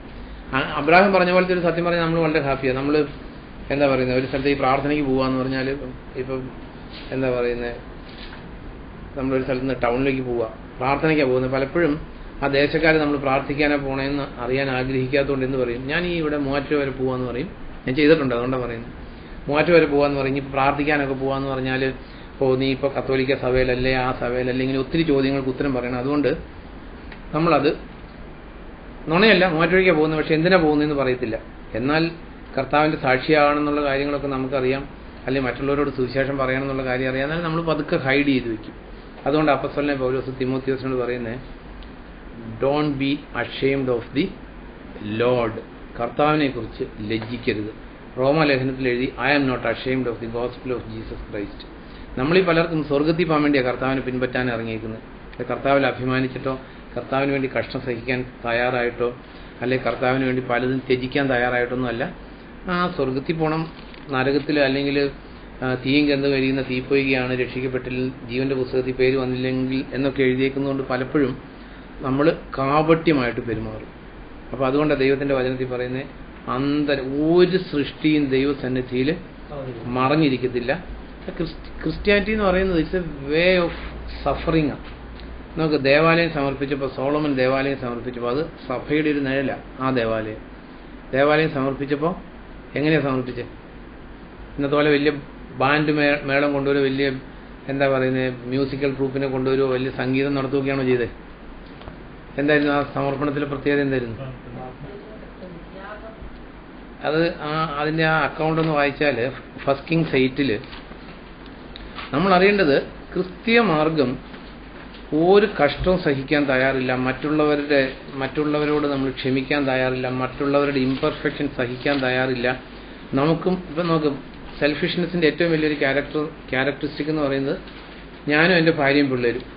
നോക്ക്, പണ്ടത്തെ കാലത്തെ പോലെയല്ല. പണ്ടൊക്കെ ഒരു വീട്ടിൽ 10, 12, 15 ഒക്കെ പിള്ളേരുണ്ടായിരുന്നു. അവർ വളരെ വിശാല ഹൃദയരായിട്ട് വളർന്നു വന്നു. ഇന്നത്തെ ഈ ന്യൂക്ലിയർ ഫാമിലീസ് വന്നതുകൊണ്ട് ഭർത്താവും സെൽഫിഷ, ഭാര്യയും സെൽഫിഷ, പിള്ളേരും സെൽഫിഷ, ഇങ്ങനെ ഒരു നാരോ മൈൻഡഡ് ആയിട്ട് വളർന്നു വരുന്നു. അത് ദൈവികമായിട്ടുള്ളൊരു ക്യാരക്ടർ അല്ല. ഫസ്റ്റ് കിങ് സൈറ്റിൻ്റെ 62 തുടങ്ങി വായിച്ചു. അതായത് ഫസ്റ്റ് കിങ് സൈറ്റ് വേഴ്സ് 62 തുടങ്ങി വായിക്കുന്നു. അനന്തരം രാജാവ് കൂടെ ഉണ്ടായിരുന്ന എല്ലാ ഇസ്രായേൽക്കാരും കർത്താവിന്റെ സന്നിധിയിൽ യാഗം കഴിച്ചു. കർത്താവിന്റെ സമാധാന ബലിയായി സോളമൻ 20,000 കാളയെയും. നമുക്കൊന്ന് ചിന്തിച്ചു നോക്കണം, ദേവാലയ സമർപ്പണ 20,000 കാളയെ കൊല്ലുമ്പോൾ എത്ര രക്തപ്പുഴ ഒഴുകും. അതായത് മനുഷ്യന് തന്നെ 5-6 ലിറ്റർ ബ്ലഡ് ഉണ്ട്. പോത്തിനും കാളയ്ക്കൊക്കെ എന്തോ 12 ലിറ്റർ രക്തമുണ്ട്. അപ്പം 20,000 കാളയ്ക്ക് മിനിമം ഇൻറ്റു 10 2,20,000 ലിറ്റർ ബ്ലഡ് ഒഴുകി അവിടെ. ദെൻ പിന്നെ വായിക്കുമ്പോൾ 1,20,000 ആടിനെയും അതിനൊരു 3 ലിറ്ററെങ്കിലും രക്തം കാണും. 1,20,000. അപ്പോൾ 3,60,000. അപ്പോൾ ഒരു 6 ലക്ഷം 7 ലക്ഷം ലിറ്റർ ബ്ലഡ് ഒഴുകിയാണ് ദേവാലയം സമർപ്പിക്കപ്പെട്ടത്.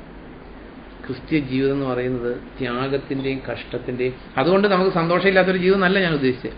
മറ്റുള്ളവർക്ക് വേണ്ടി വോളണ്ടറി ആയിട്ട് നമുക്ക് അപ്പസ്തോലന്റെ ജീവിതങ്ങൾ എടുക്കും, കർത്താവിൻ്റെ ജീവിതം എടുക്കും. അവർ കഷ്ടം സഹിക്കാൻ തയ്യാറായിരുന്നു. എന്തിനു വേണ്ടി? കർത്താവിന് വേണ്ടി, വേറൊന്നിനു വേണ്ടിയല്ല. നോക്ക്, നമ്മുടെ മക്കൾക്ക് വേണ്ടി നമ്മൾ കഷ്ടം സഹിക്കാറില്ലേ? അപ്പോൾ അതിനേക്കാൾ എത്രയോ കൂടുതൽ കർത്താവിന് വേണ്ടി കഷ്ടം സഹിക്കേണ്ടവരാണ് നമ്മൾ മക്കളെ സ്നേഹിക്കുന്നിടത്തോളം കർത്താവിനെ സ്നേഹിക്കുന്നുള്ളെങ്കിൽ you are not a disciple of the Lord. നമ്മുടെ അപ്പനെ, അമ്മയെ, മക്കളെ, ഭാര്യയൊക്കെ സ്നേഹിക്കുന്ന to that extent if you are loving the Lord you are not a disciple. വിശ്വാസിയായിരിക്കും, പക്ഷേ ഡിസൈപ്പിൾ അല്ല. കാരണം കർത്താവ് ഡിസ്റ്റിങ്വിഷ് ചെയ്തിട്ടുണ്ട്. ഈ ജോൺ 8:31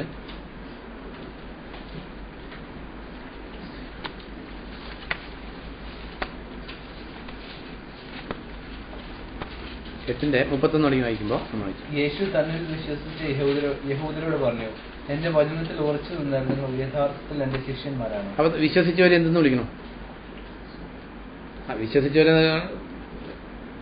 മലയാള ഭാഷയിൽ എന്ത് വിളിക്കേണ്ടത്? അതെ. അപ്പൊ തന്നിൽ വിശ്വസിച്ചവരെന്ന് പറയുന്നവരാരാ? വിശ്വാസികളോട്. അപ്പൊ വിശ്വാസികളോട് കർത്താവ് പറഞ്ഞു, if you want to become my disciple എന്ത് ചെയ്യണം? അതായത് if you want to become my disciple എന്ത് ചെയ്യണം? അതെ. അതായത് വചനത്തിൽ, അത് നമ്മൾ ആദ്യം ചിന്തിച്ച് you have to distinguish between soul and spirit. ഈ വചനത്തിലല്ല എങ്കിൽ, വചനപ്രകാരം അല്ല നമ്മുടെ കമ്മിറ്റ്മെന്റ് എങ്കിൽ, വചനപ്രകാരം നമ്മുടെ ക്രിസ്ത്യാനിറ്റി നമ്മൾ ടെസ്റ്റ് ചെയ്യുമ്പോൾ സോളും സ്പിരിറ്റും തമ്മിൽ നമ്മൾ ദൈവവചനം വെച്ച് നോക്കുമ്പോൾ നമ്മൾ വിശ്വാസിയാന്ന് പറഞ്ഞാൽ, വിശ്വാസികളുടെ ലോകത്തിൽ വിശ്വാസികളുടെ ലിസ്റ്റിൽ അതിൻ്റെ ഒരു നിര എടുത്താൽ, അല്ലെങ്കിൽ ഒരു ക്യൂ എടുത്താൽ അതിനകത്ത് ആര് നിൽക്കുന്നുണ്ട്? പിശാച് നിൽക്കുന്നുണ്ട്. അതായത് പിശാച് വിശ്വാസിയാണ്. യാക്കോബിന്റെ ലേഖനത്തിൽ എഴുതിയിട്ടുണ്ട്. നീ വിശ്വസിക്കുന്നുവോ? പിശാചും അങ്ങനെ തന്നെ വിശ്വസിക്കുന്നുണ്ട്. പൊതുവെ വിശ്വാസികൾക്കില്ലാത്ത ഒരു നല്ല ക്യാരക്ടർ പിശാചിനുണ്ട്. എന്തുണ്ട്? ദൈവത്തെ കാണുന്ന ഒരു വിറയുണ്ട്. വിശ്വാസികൾക്ക് പൊതുവെ ഒരു വിറയില്ല, പേടിയില്ല, ഒന്നുമില്ല.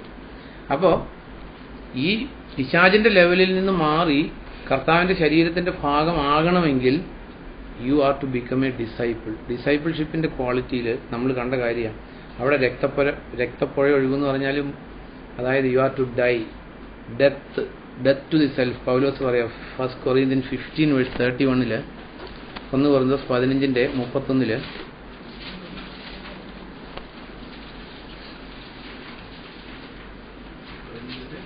15:31 സഹോദരരെ, നമ്മുടെ കർത്താവായ ക്രിസ്തു യേശുവിൽ നിങ്ങളെ കുറിച്ചുള്ള അഭിമാനമാണ് ഞാൻ നിത്യമായിരിക്കുന്നു. I die daily. I think ഒന്ന് വായിക്കാം 31.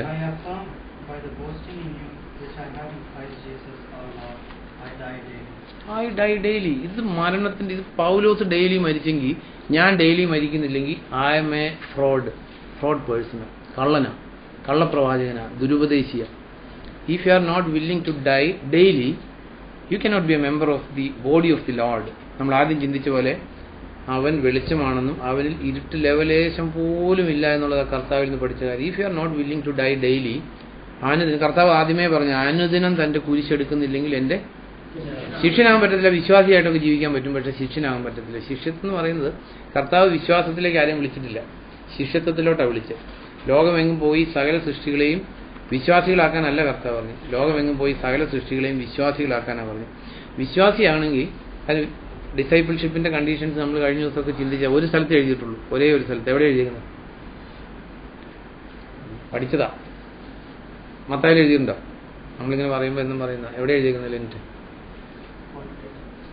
എവിടെ എഴുതിയിരിക്കുന്നത്? നമ്മൾ ഇഗ്നറൻസ് എന്ന് പറയുന്നത് always will lead to destruction. കാരണം due to lack of knowledge my people are നശിച്ചു പോകുന്ന പറഞ്ഞേക്കുന്നത്. ഡിസൈപ്പിൾഷിപ്പിന്റെ കണ്ടീഷൻ അറിയാതെ ഇപ്പം ഡ്രൈവിംഗ് ടെസ്റ്റിന് പോകുമ്പോൾ ഇടത്തേക്ക് ഇൻഡിക്കേറ്റർ ഇട്ടിട്ട് വലത്തേക്ക് വണ്ടി തിരിച്ചാലോ തെറ്റുപോകുന്നതാണോ? പാസ്സാകാതെ ഫെയിലാവും എന്ന് പറഞ്ഞേക്കുന്ന പോലെ ഡിസൈപ്പിൾഷിപ്പിന് എന്താ കണ്ടീഷൻ എഴുതിയേക്കുന്നത് അറിയുക പോലും ഇല്ലെങ്കിൽ, മത്തായി പിന്നെ എവിടെ എഴുതിയിരിക്കുന്നത്? ലൂക്ക് പിന്നെ എവിടെ? ആലിസി. ഞാൻ പറഞ്ഞേ, ഇനിയിപ്പോൾ എഴുതിയത് എവിടെയാണെന്ന് അറിഞ്ഞില്ലെങ്കിലും കുഴപ്പമില്ല, പക്ഷെ കണ്ടീഷൻസ് അറിഞ്ഞാൽ മതി. കണ്ടീഷൻസ് 1 വേർഡിൽ എന്താ? കാരണം കുറെ കാര്യങ്ങൾ പറഞ്ഞു വന്നിട്ട് കർത്താവ് 1 വേർഡിൽ പറയാം. എന്താ കർത്താവ് ഈ 14:33 വായിച്ചെങ്കിൽ, ലൂക്ക് 14:33 അതുപോലെ നിങ്ങളിൽ ആരെങ്കിലും തനിക്കുള്ളതെല്ലാം ഉപേക്ഷിക്കുന്നില്ലെങ്കിൽ അയാൾക്ക് എന്റെ ശിഷ്യനായിരിക്കാൻ സാധ്യമല്ല. അതെ, കർത്താവ് പറഞ്ഞു. അതിന് മുമ്പുള്ള സെന്റൻസ് കൂടെ വായിച്ചതിന് മുമ്പ്. അത് സാധ്യമല്ലെങ്കിൽ അല്ല, ഞാൻ പറഞ്ഞ 33 മുമ്പുള്ള അതെ 33 ഉള്ളൂ. അതുപോലെ കുറേ കാര്യങ്ങൾ പറഞ്ഞു വന്നിട്ട് കൺക്ലൂഡ് ചെയ്യുന്നത് അങ്ങനെയാണ്. അതുപോലെ നിങ്ങൾ ആരെങ്കിലും തനിക്കുള്ളതെല്ലാം ഉപേക്ഷിക്കുന്നില്ലെങ്കിൽ അയാൾക്ക് എൻ്റെ ശിഷ്യനായിരിക്കാൻ സാധ്യമല്ല. ഉപ്പ് നല്ലതാണ്, എൻ്റെ ഉറപ്പ് നഷ്ടപ്പെട്ടാൽ അതിന് വീണ്ടും ഉറപ്പ് വരുത്താൻ സാധ്യമല്ല. നമ്മൾ ചിന്തിക്കാറുള്ളൊരു കാര്യമാണ്. കാരണം ഇത് ഉപേക്ഷിക്കാന്ന് പറഞ്ഞേക്കുന്നതിൻ്റെ അർത്ഥം ഈ കർത്താവിനെ പിൻപറ്റുന്നവരാരും ഒന്നും ഇല്ലാത്തവരായിട്ട് ജീവിക്കുന്നതല്ല. ബട്ട് ഈ അവർക്കുള്ള പൊസഷൻ ഒന്നും അവരുടെ ഹൃദയത്തിൽ ഒരു സ്ഥാനമില്ല, ഒരു പ്ലേസും ഇല്ല. അതായിരുന്നു ഫസ്റ്റ് സെഞ്ച്വറി ക്രിസ്ത്യാനിറ്റി. അവർക്കുള്ളതൊന്നും അവരുടേതെന്ന് അവരെണ്ണിയില്ല. അപ്പോൾ നമ്മുടെ ഈ ഡിസൈപ്പിൾഷിപ്പിനെ കുറിച്ച് നമ്മൾ പഠിക്കാതെ അറിയാതെ പോയാൽ നമ്മൾ വിശ്വാസികളായിട്ട് ജീവിക്കും. ഇല്ല, പൊതുവെ പറയാറുള്ളതല്ലേ അവരൊക്കെ വിശ്വാസികളാണെന്ന് പറയാറില്ലേ? വിശ്വാസികളെ കുറിച്ച് യോഹന്നാന്റെ സുവിശേഷം 2-ാം അധ്യായത്തിൽ ജോൺ ചാപ്റ്റർ 2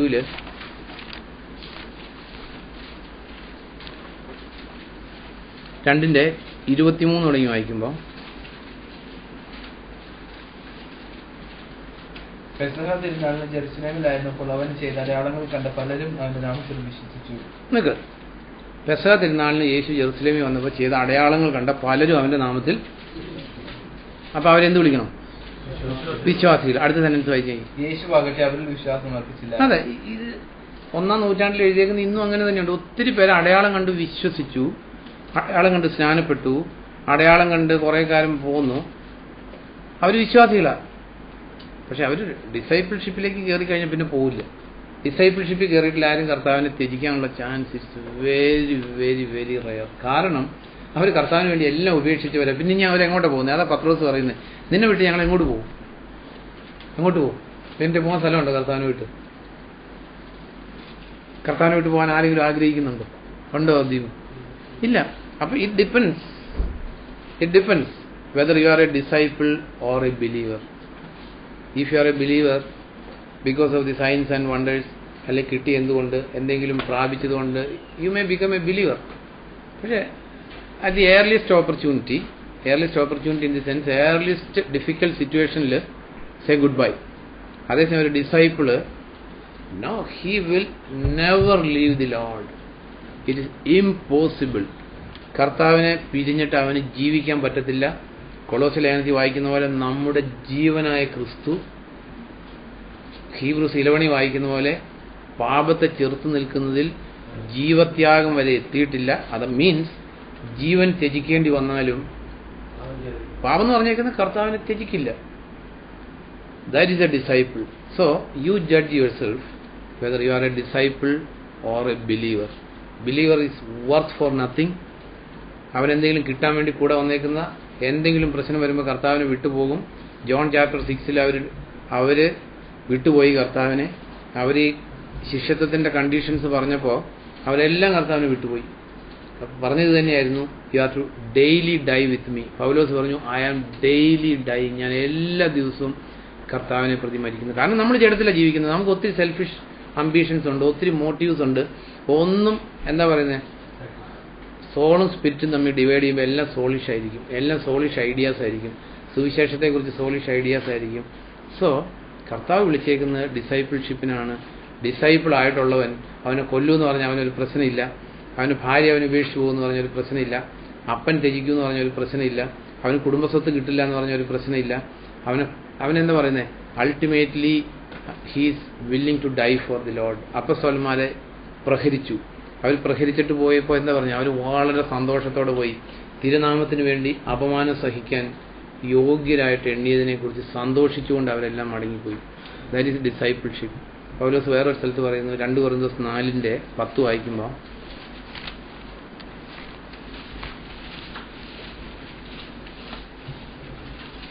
യേശുവിന്റെ മരണം ശരീരത്തിൽ ഞങ്ങൾ സദാ സംഭവിക്കുന്നു, അങ്ങനെ യേശുവിന്റെ ജീവനും ഞങ്ങളുടെ ശരീരത്തിൽ പ്രത്യക്ഷമാകുന്നു. അപ്പോൾ പൗലോസ് 1 കൊരിന്ത്യർ 15 നമ്മൾ വായിച്ചു, ഡെയിലി ഐ ആം ഡൈയിങ്. ഇവിടെ അത് തന്നെ പറഞ്ഞിരിക്കുന്നു, യേശുവിന്റെ മരണം ശരീരത്തിൽ സദാ സംവഹിക്കുന്നു.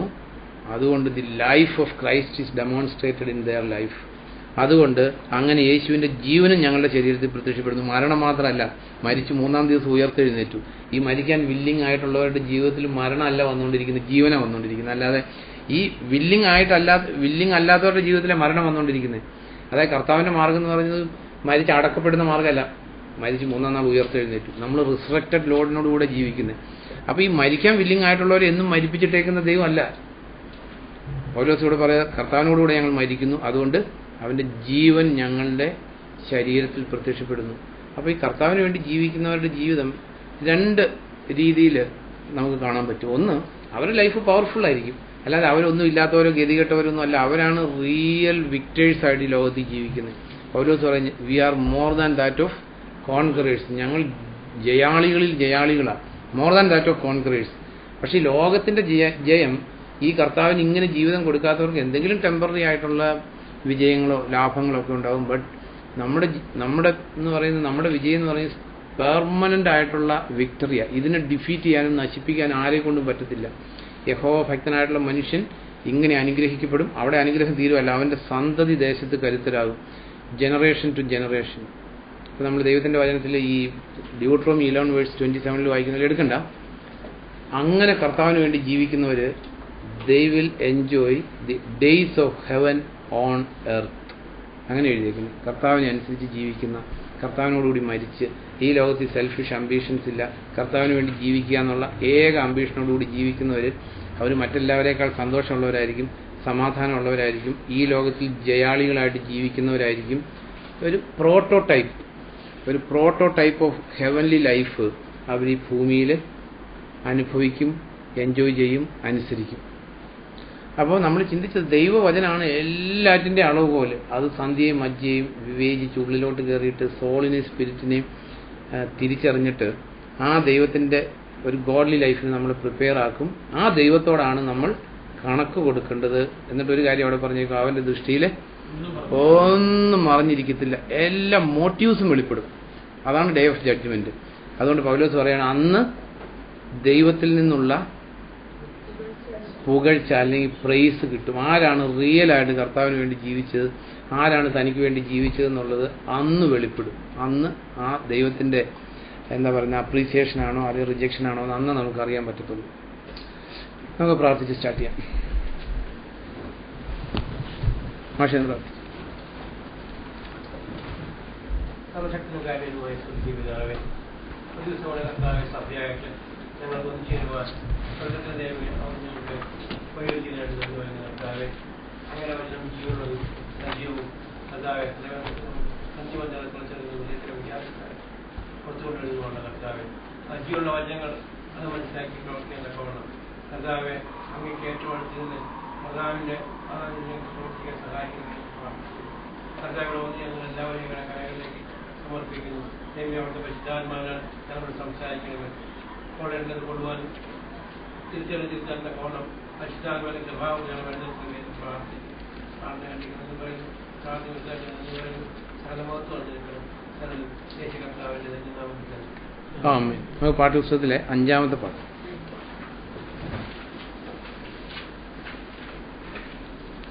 അഞ്ചാമത്തെ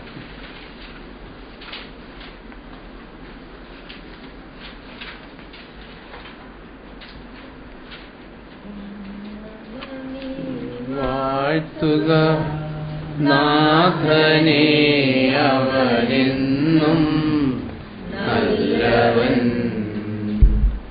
അവനെന്നും നല്ലവൻ. ഇസ്രായേലിൻ സ്തുതികളിൽ വസിച്ചവൻ താനേഴയാ. ഇസ്രായേലിൻ സ്തുതികളിൽ വസിച്ചവൻ താനേഴയാ. കാൽവരിയിൽ ക്രൂശിലൻ ശാപമായി തീർന്നതാ. കാൽവരിയിൽ ക്രൂശിലൻ ശാപമായി തീർന്നതാ.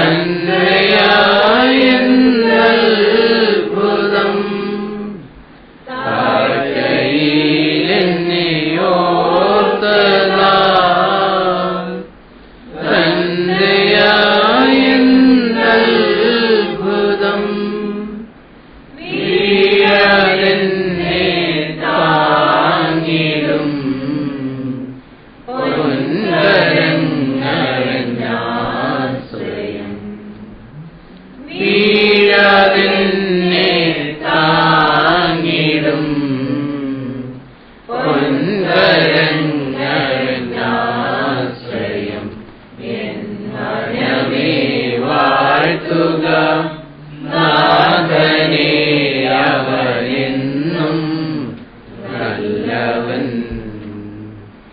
അവനെന്നും നല്ലവൻ 40 ആണ്ടും മരുവിൽ തൻ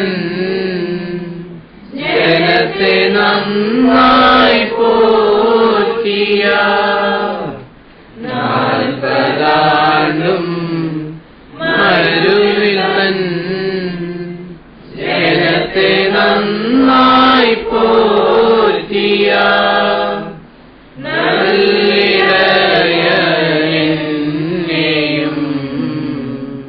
നാളുതോറും നടത്തിടും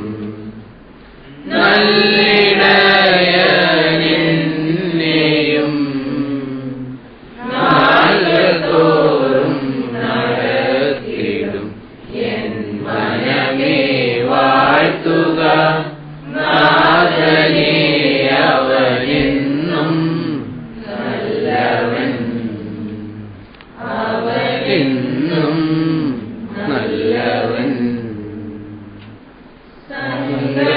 സങ്കടത്താൽ തളരുമ്പോൾ സങ്കേതം അവൻ നെഞ്ചിലാം സങ്കടത്താൽ തളരുമ്പോൾ സങ്കേതം അവൻ നെഞ്ചിലാം വന്ദനങ്ങൾ താങ്ങിയും കണ്ണുനീർ തുടച്ചിടും വന്ദനങ്ങൾ താങ്ങിയും കണ്ണുനീർ തുടച്ചിടും എൻ മനമേ വാഴ്ത്തുക നാഥനെ അവനെന്നും നല്ലവൻ അവനെന്നും നല്ലവൻ മണ്ണിലൊരുവൻ പാത്രമായി മൺമറഞ്ഞു പോകും ഞാൻ മണ്ണിലൊരുവൻ പാത്രമായി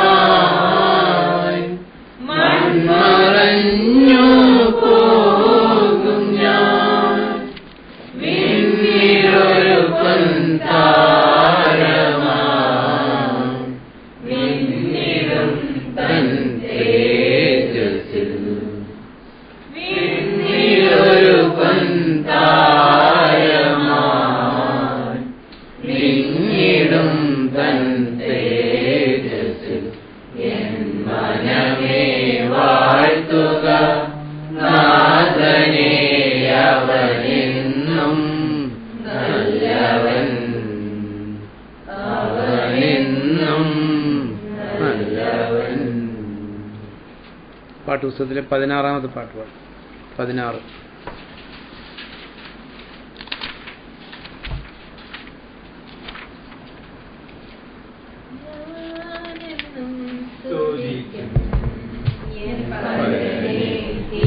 തിരുമനുസുതനെ ആനന്ദഗാനങ്ങൾ പാടിപ്പുകഴ്ത്തി ഞാനെന്നും സ്തുതിക്കും. പാപത്തിൻ ശാപത്തിൽ നിന്നും എന്റെ പ്രാണനെ കാത്തവനെന്നും പാപത്തിൻ ശാപത്തിൽ നിന്നും എന്റെ പ്രാണനെ കാത്തവനെന്നും പാരിൽ തന്നൻപിനു തുല്യമില്ലൊന്നും ഞാനെന്നും സ്തുതിക്കും. പരനെ തിരുമനുസുതനെ ആനന്ദഗാനങ്ങൾ പാടിപ്പുകഴ്ത്തി ഞാനെന്നും സ്തുതിക്കും. നൽകിയവൻ രക്ഷാദാനം തന്നിൽ കണ്ടു ഞാൻ ദൈവിക ജ്ഞാനം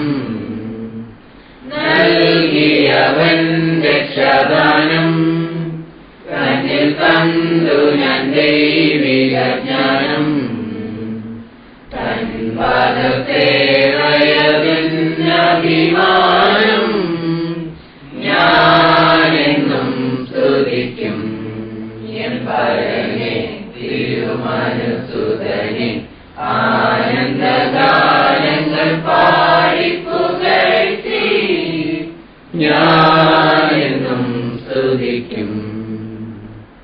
ആയിരം നാവുകളാലും 10,000 വാക്കുകളാലും 1000 നാവുകളാലും 10,000 വാക്കുകളാലും ആദിയ സ്നേഹമവന്യമായാലും ഞാനെന്നും സ്തുതിക്കും എൻ പരനെ തിരുമനുസുതനെ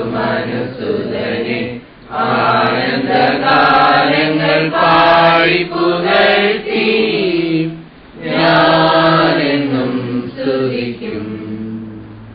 നിത്യത തന്നിൽ ഞാനെത്തും തന്റെ സ്തുത്യപദങ്ങൾ ഞാൻ മുത്തും. നിത്യത തന്നിൽ ഞാനെത്തും തന്റെ സ്തുത്യപദങ്ങൾ ഞാൻ മുത്തും. ഭക്തിയിലാനന്ദ കണ്ണുകൾ ഞാൻ വീട്ടും ഞാനെന്നും സ്തുതിക്കും എൻ പരനെ തിരുമനുസുതനെ ആനന്ദഗാനങ്ങൾ പാടിപ്പുകഴ്ത്തി ഞാനെന്നും സ്തുതിക്കും. നമുക്ക് പാട്ടുപുസ്തകത്തിലെ 514 ഇംഗ്ലീഷ് പാട്ടാണ്. അത് 514 514.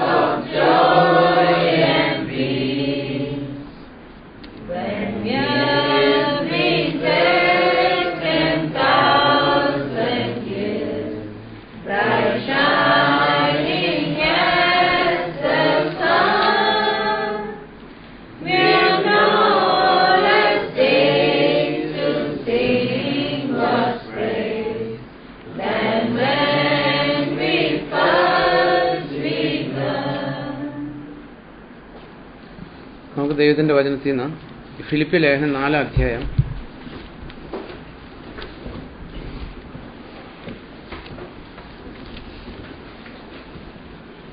ഫിലിപ്പി ലേഖനം 4 എല്ലാവർക്കും അറിയാവുന്ന വചന 4 തുടങ്ങിയുള്ള സ്ഥലം വായിക്കുമ്പോൾ പൊതുവെ നമ്മൾ ഫിലിപ്പി ലേഖനം 4 വായിച്ചിട്ട് പൊതുവെ 6 സെപ്പറേറ്റ് ആയിട്ടാണ് വായിക്കുന്നത്. നമ്മൾ കണ്ടിന്യൂസ് ആയിട്ട് വായിക്കുമ്പോൾ ഇങ്ങനെ എഴുതിയേക്കുന്നത്, കർത്താവിൽ സദാ സന്തോഷിക്കുക. വീണ്ടും ഞാൻ പറയുന്നു, സന്തോഷിക്കുക. നിങ്ങളുടെ സഹനശീലം എല്ലാ മനുഷ്യരും അറിയട്ടെ. ഇതാ കർത്താവ് അടുത്തെത്തിയിരിക്കുന്നു. ഒരു കാര്യത്തെക്കുറിച്ച് നിങ്ങൾ ആകുലരാകേണ്ട. കൃതജ്ഞതാസ്തോത്രത്തോടെയുള്ള പ്രാർത്ഥനയും യാചനയും വഴി നിങ്ങളുടെ നാനാവിധത്തിലുള്ള അപേക്ഷകൾ ദൈവത്തിന് സമർപ്പിക്കുക. അപ്പോൾ മനുഷ്യ മനസ്സിന് അതീതമായ ദൈവത്തിൻ്റെ സമാധാനം നിങ്ങളുടെ ഹൃദയത്തെയും മനസ്സിനെയും ക്രിസ്തു യേശുവിൽ കാത്തുപരിപാലിക്കും. അപ്പോൾ ഇവിടെ നമ്മളൊന്ന് എന്താ പറയുന്നത്, ദൈവത്തിൻ്റെ വചനം നമ്മൾ ചിന്തിച്ചതാണ്. അത് എല്ലാ ഡയറക്ഷനിലും നമ്മൾ ചിന്തിക്കണം. തിമോത്തിയോസിനോട് പൗലോസ് പറഞ്ഞു, അതായത് ഞാൻ പറഞ്ഞ കാര്യങ്ങളെക്കുറിച്ച് നീ ചിന്തിക്കുക. ചിന്തിച്ചാൽ ഈ പറയാത്ത കാര്യങ്ങൾ നിനക്ക് മനസ്സിലാക്കി തരും. അപ്പോൾ അതിനകത്തുള്ള ഒരു അപകടം എന്താണെന്ന് ചോദിച്ചാൽ, ഈ പറയാത്ത കാര്യങ്ങൾ മനസ്സിലാക്കുമ്പോൾ ചിലപ്പോൾ കാട് കയറി അതിലെല്ലാം പോകാൻ ചാൻസ് ഉണ്ട്. അതുകൊണ്ട് നമ്മൾ വളരെ സ്ട്രിക്റ്റായിട്ട് strictly driven by the spirit ആണെങ്കിൽ നമുക്ക് കുറേ കേൾക്കുമ്പോൾ അറിയാൻ പറ്റും ഇത് ദൈവത്തിൻ്റെ വചനത്തിൻ്റെ പുറത്താണോ അകത്താണോ നമുക്ക് മനസ്സിലാക്കാൻ പറ്റും. ഒരു ചെറിയൊരു സ്പിരിച്വൽ ഡിസേൺമെൻറ്റ് ഉണ്ടെങ്കിൽ മതി.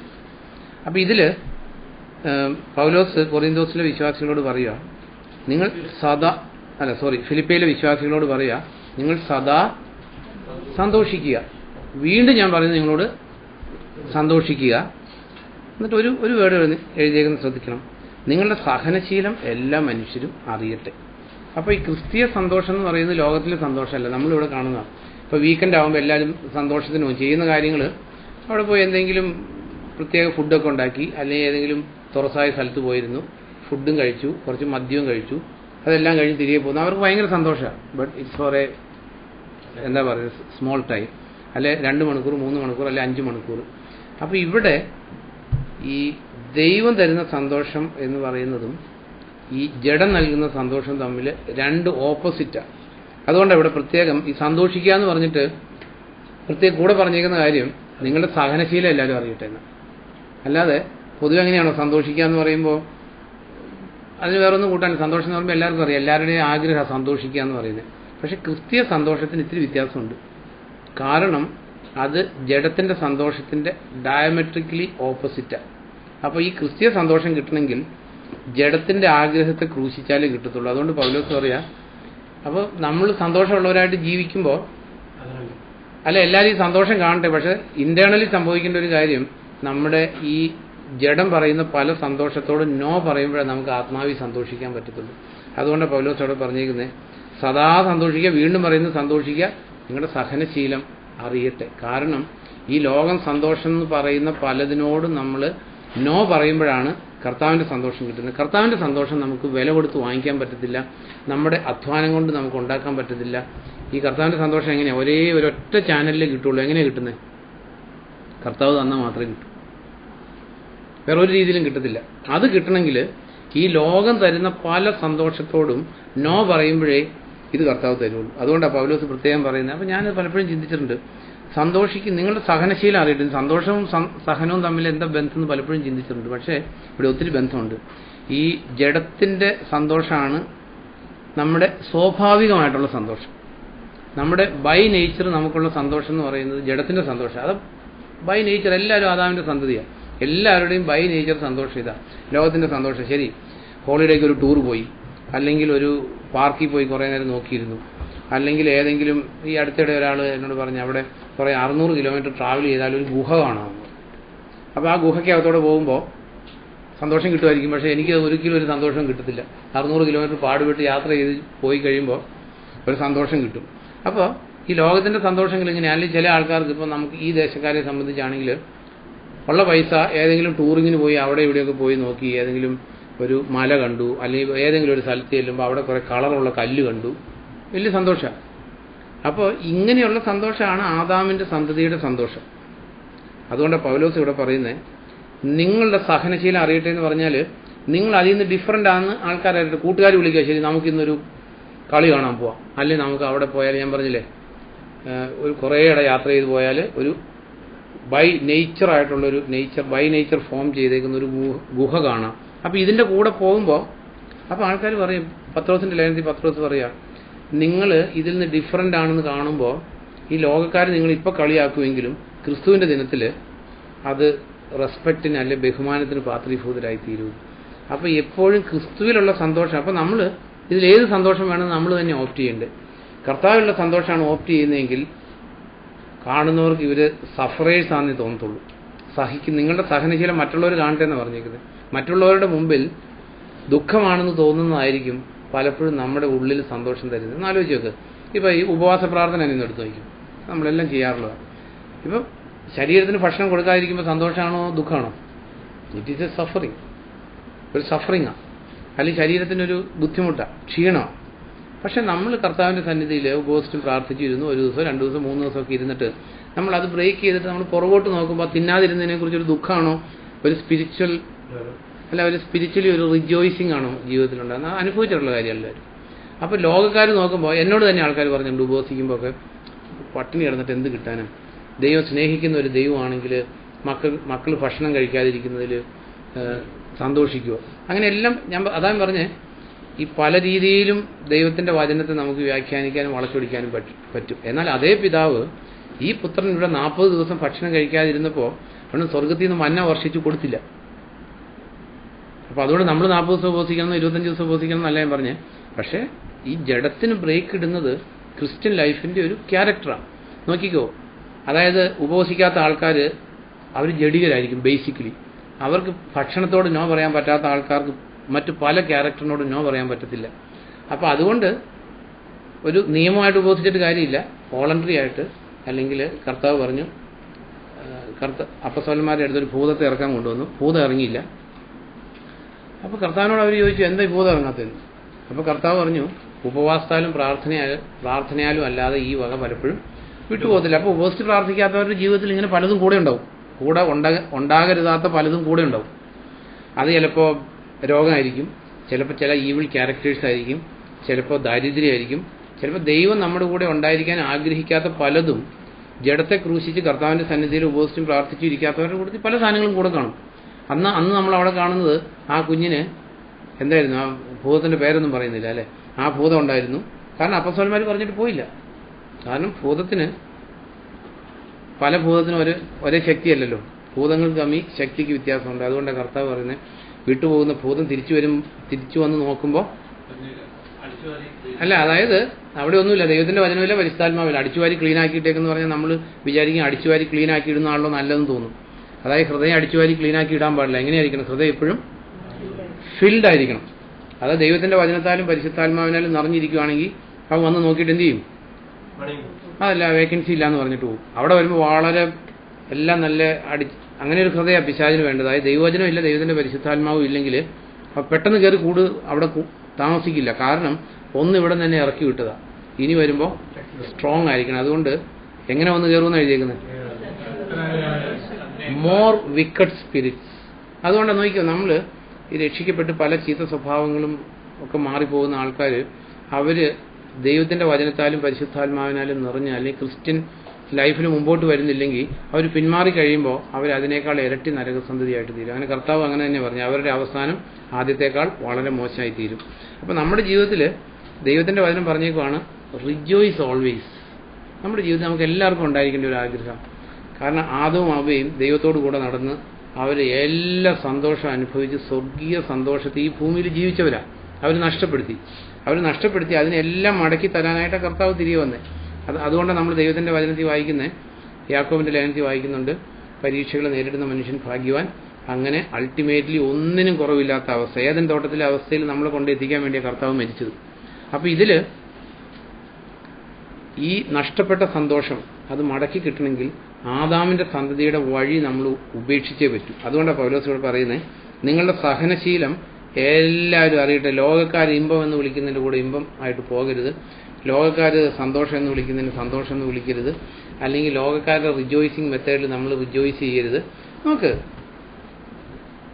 കൊറിന്തോസിലെ വിശ്വാസികളോട് പൗലോസ് പറയും, നിങ്ങൾ സാധാരണക്കാരെ പോലെ ജീവിക്കുന്ന ആൾക്കാർ, ഒരു ദിവസം ഹോളിഡേ കിട്ടിയാൽ എവിടെ പോകും? എന്തെങ്കിലും ഒരു ഹോളിഡേ പിക്നിക്, അവിടെ പോയി കുറേ നേരം എല്ലാവരും കൂടെ പോയി നോക്കി വായി നോക്കി ഇരുന്നിട്ട് തിരികെ വരും. No, you have to sit in the presence of the Lord, you spend time with the Lord.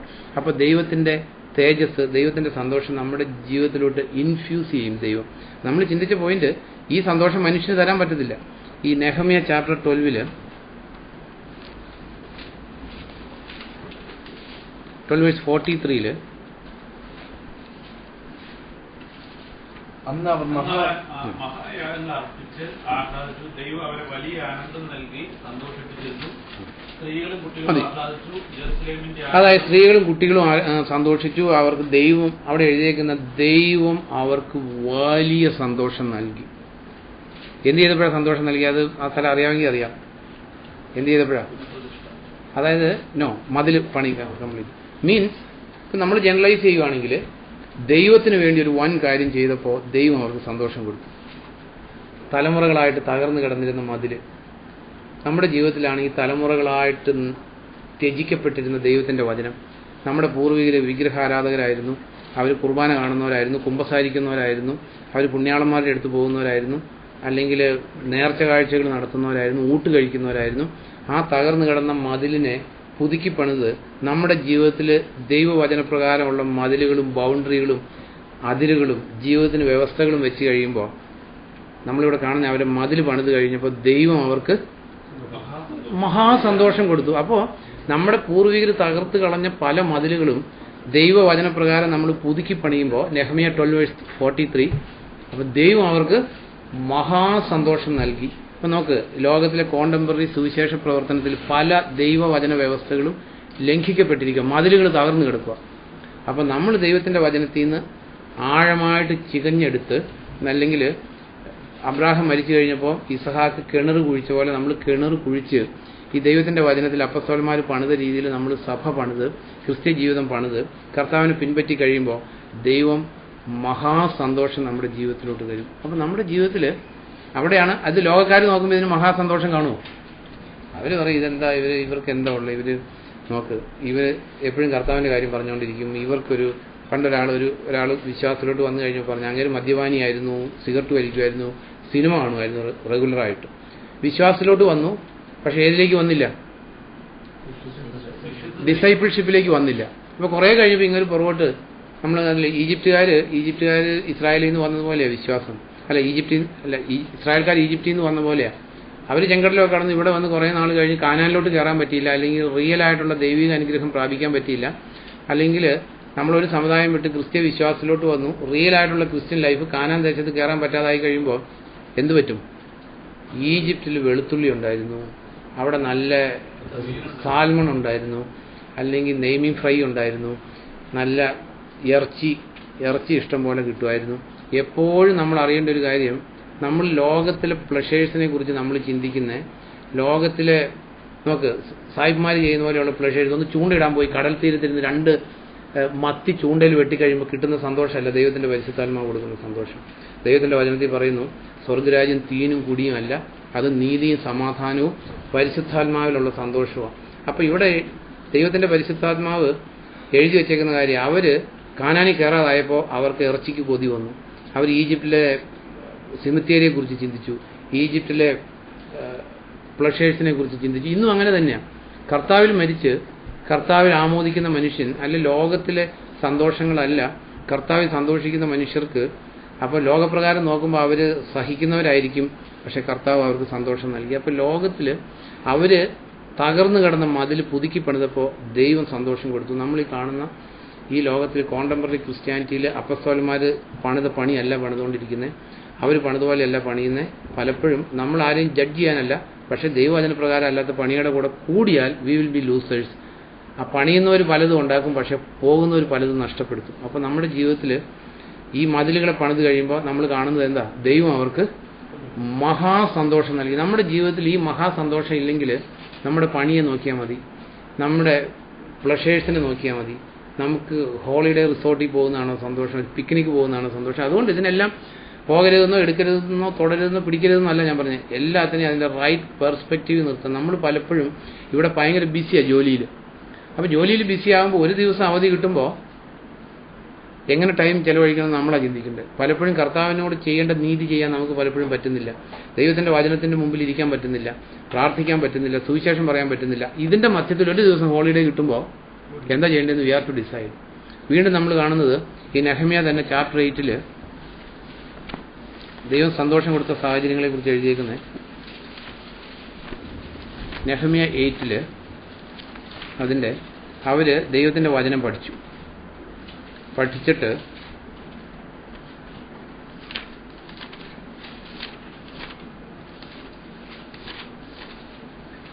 എട്ടിൻ്റെ 9 തുടങ്ങിയെന്ന് വായിച്ചു. നെഹമ്യായും വേദത്തിനായ എസ്രാ പുരോഹിതനും ജനങ്ങളെ പഠിപ്പിച്ചിരുന്ന ലേവിയരും സർവ്വജനങ്ങളോടും പറഞ്ഞു, ഈ ദിനം നിങ്ങളുടെ ദൈവമായ കർത്താവിന് വിശുദ്ധമാകും. വിലപിക്കുകയോ കരയുകയോ അരുത്. കാരണം നിയമത്തിലെ വചനങ്ങൾ കേട്ടപ്പോൾ ജനങ്ങൾ എല്ലാവരും കരഞ്ഞു.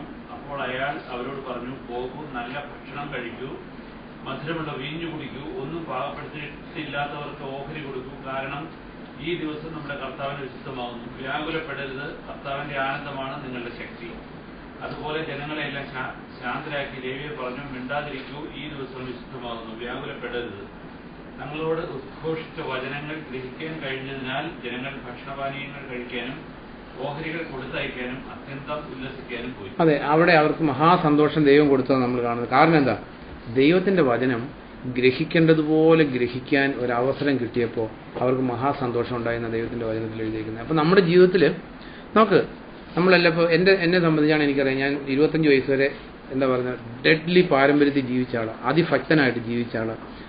കർത്താവിനെ സ്നേഹിച്ചിരുന്നു, പക്ഷേ റൈറ്റ് ട്രാക്കിലായിരുന്നില്ല, വചനപ്രകാരമായിരുന്നില്ല. എന്നാൽ കരുണാസമ്പന്നനായിട്ടുള്ള ദൈവം പുത്രനെ വെളിപ്പെടുത്താൻ, നമ്മൾ അപ്പസ്തോലനായ പൗലോസിന്റെ ഭാഷയിൽ പറഞ്ഞാൽ പുത്രനെ റിവീൽ ചെയ്യാൻ ദൈവം തിരുമനസ്സായി. അതുകൊണ്ട് സുവിശേഷ സത്യങ്ങൾക്ക് വേണ്ടി കണ്ണു തുറന്നു തരാൻ ദൈവം തിരുമനസ്സായപ്പോൾ പുത്രനെ ഗ്രഹിക്കാൻ സാധിച്ചു. യേശുക്രിസ്തു ആരാണെന്ന് അറിയാൻ പറ്റി. അല്ലെങ്കിൽ അപ്പത്തിന്റെ രൂപത്തിൽ ഇവിടെ ഇരിക്കുന്ന ഡെഡ് ഒബ്ജക്റ്റ് അല്ല യേശുക്രിസ്തു എന്ന് അറിയാൻ ദൈവം തിരുമനസ്സായി. അല്ലെങ്കിൽ എന്താ പറയുക, നിർജീവ വസ്തുവിനെ എഴുന്നള്ളിച്ചുകൊണ്ട് നടക്കുന്ന ആ കൂട്ടത്തിൽ ജീവിച്ചിരുന്ന ഒരു മനുഷ്യനാണ് ഞാൻ. അല്ലെങ്കിൽ കളിമണ്ണിന്റെ മുമ്പിൽ വിളക്ക് കത്തിച്ചിരുന്ന മനുഷ്യനാണ് ഞാൻ. സൂര്യനെ സൃഷ്ടിച്ച ദൈവത്തിന്റെ മുമ്പിൽ മെഴുകിരി കത്തിച്ചിരുന്ന മനുഷ്യനാണ് ഞാൻ. പക്ഷെ ദൈവം കണ്ണു തുറന്നപ്പോൾ കർത്താവിനെ അറിയാൻ ഇടയാക്കി. അതെ, അപ്പോൾ ഇവിടെ എഴുതി വച്ചേക്കുന്ന കാര്യം, ദൈവത്തിന്റെ വചനം ഗ്രഹിക്കേണ്ടതുപോലെ ഗ്രഹിച്ചപ്പോൾ ദൈവം അവർക്ക് മഹാസന്തോഷം നൽകിയെന്ന് എഴുതിയിരിക്കുന്നു. അപ്പം നമ്മുടെ ജീവിതത്തിൽ നമ്മൾ പലപ്പോഴും ദൈവവചനം ഗ്രഹിക്കുന്നതിന് വാല്യൂ കൊടുക്കാത്തതുകൊണ്ട് നമുക്ക് പലപ്പോഴും ദൈവം സന്തോഷം തരുന്നില്ല. മറഞ്ഞിരിക്കുന്ന നിധി എന്ന പോലെ നമ്മൾ ദൈവത്തിന്റെ വചനത്തിനും കർത്താവിന്റെ കാര്യങ്ങൾക്കും ജീവിതത്തിൽ 1ാം സ്ഥാനം കൊടുത്താൽ ഇത് ഗ്രഹിക്കാൻ നമുക്ക് പറ്റുമ്പോൾ ദൈവം മഹാസന്തോഷം തരും. ഇതിങ്ങനെ ഒരു പാസീവായിട്ടാണ് ഇത് അറിയാനിടയായി. അപ്പോൾ ഇത് ജീവിതത്തിലൊരു 10ാം സ്ഥാനത്തോ 8ാം സ്ഥാനത്തോ അല്ലെങ്കിൽ 2ാം സ്ഥാനത്തോ ഒക്കെ നിർത്തിയാൽ ദൈവം ഈ മഹാസന്തോഷം തരില്ല. ഇവിടെ ഈ എസ്രയും നെഹമ്യയൊക്കെ അവർക്ക് ദൈവത്തിന്റെ വചനങ്ങൾ പറഞ്ഞു. നമുക്കറിയാം, അവർ ബാബിലോൺ എക്സൈൽ കഴിഞ്ഞ് തിരികെ വന്നവരാ. നെബുക്കദ്നേസർ രാജാവിനെ സേവിച്ചിട്ട് വന്നവരാ. രാജാവാകാൻ വിളിക്കപ്പെട്ടവർ ദാസന്മാരായിട്ട് ജീവിച്ചിട്ട് മടങ്ങി വന്നവരാ. പൂർവികർ അവരുടെ എല്ലാ ദൈവിക അനുഗ്രഹങ്ങളും നഷ്ടപ്പെടുത്തിയവരാ. നമ്മുടെ ജീവിതത്തിന്റെ നിഴലായി ഇവരുടെ ജീവിതം. എന്നാൽ അവർ മടങ്ങി വന്നപ്പോൾ അവർ ദൈവിക രഹസ്യങ്ങൾ അറിഞ്ഞു, ദൈവത്തിന്റെ മഹത്വം തിരിച്ചറിഞ്ഞു, ദൈവവചനം ഗ്രഹിക്കേണ്ടതുപോലെ ഗ്രഹിച്ചു. അപ്പോൾ അവർക്ക് മഹാസന്തോഷം ദൈവം നൽകി. ഈ ഫിലിപ്പിലെ ലേഖനത്തിലോട്ട് മടങ്ങി വരുമ്പോൾ അപ്പോൾ ഇതെല്ലാം നമ്മളും പ്രാപിച്ചവരാ. അതുകൊണ്ട് അപ്പസ്തോലൻ പറയുന്നത്, നിങ്ങൾ സന്തോഷിക്കുവിൻ, സദാ സന്തോഷിക്കുവിൻ. നിങ്ങളുടെ സഹനശീലം അല്ലെ നിങ്ങൾക്ക് റിജോയ്സിങ് ആയിട്ടുള്ള കാര്യം കാണുമ്പോൾ ഈ ലോകത്തിലെ ആൾക്കാർ നിങ്ങൾ സഹിക്കുന്നവരാന്ന് പറഞ്ഞുകൊള്ളട്ടെ, അല്ലെ നിങ്ങളുടെ സഹനശീലം ലോകക്കാരറിഞ്ഞുകൊള്ളട്ടെ. എന്നിട്ട് പറയുകയാണ്, ഒന്നിനെക്കുറിച്ച് നിങ്ങൾ വ്യാകുലപ്പെടേണ്ട ആവശ്യമില്ല. കാരണം നഷ്ടപ്പെട്ടതിനെ എല്ലാം മടക്കി തരാനാണ് കർത്താവ് വന്നത്.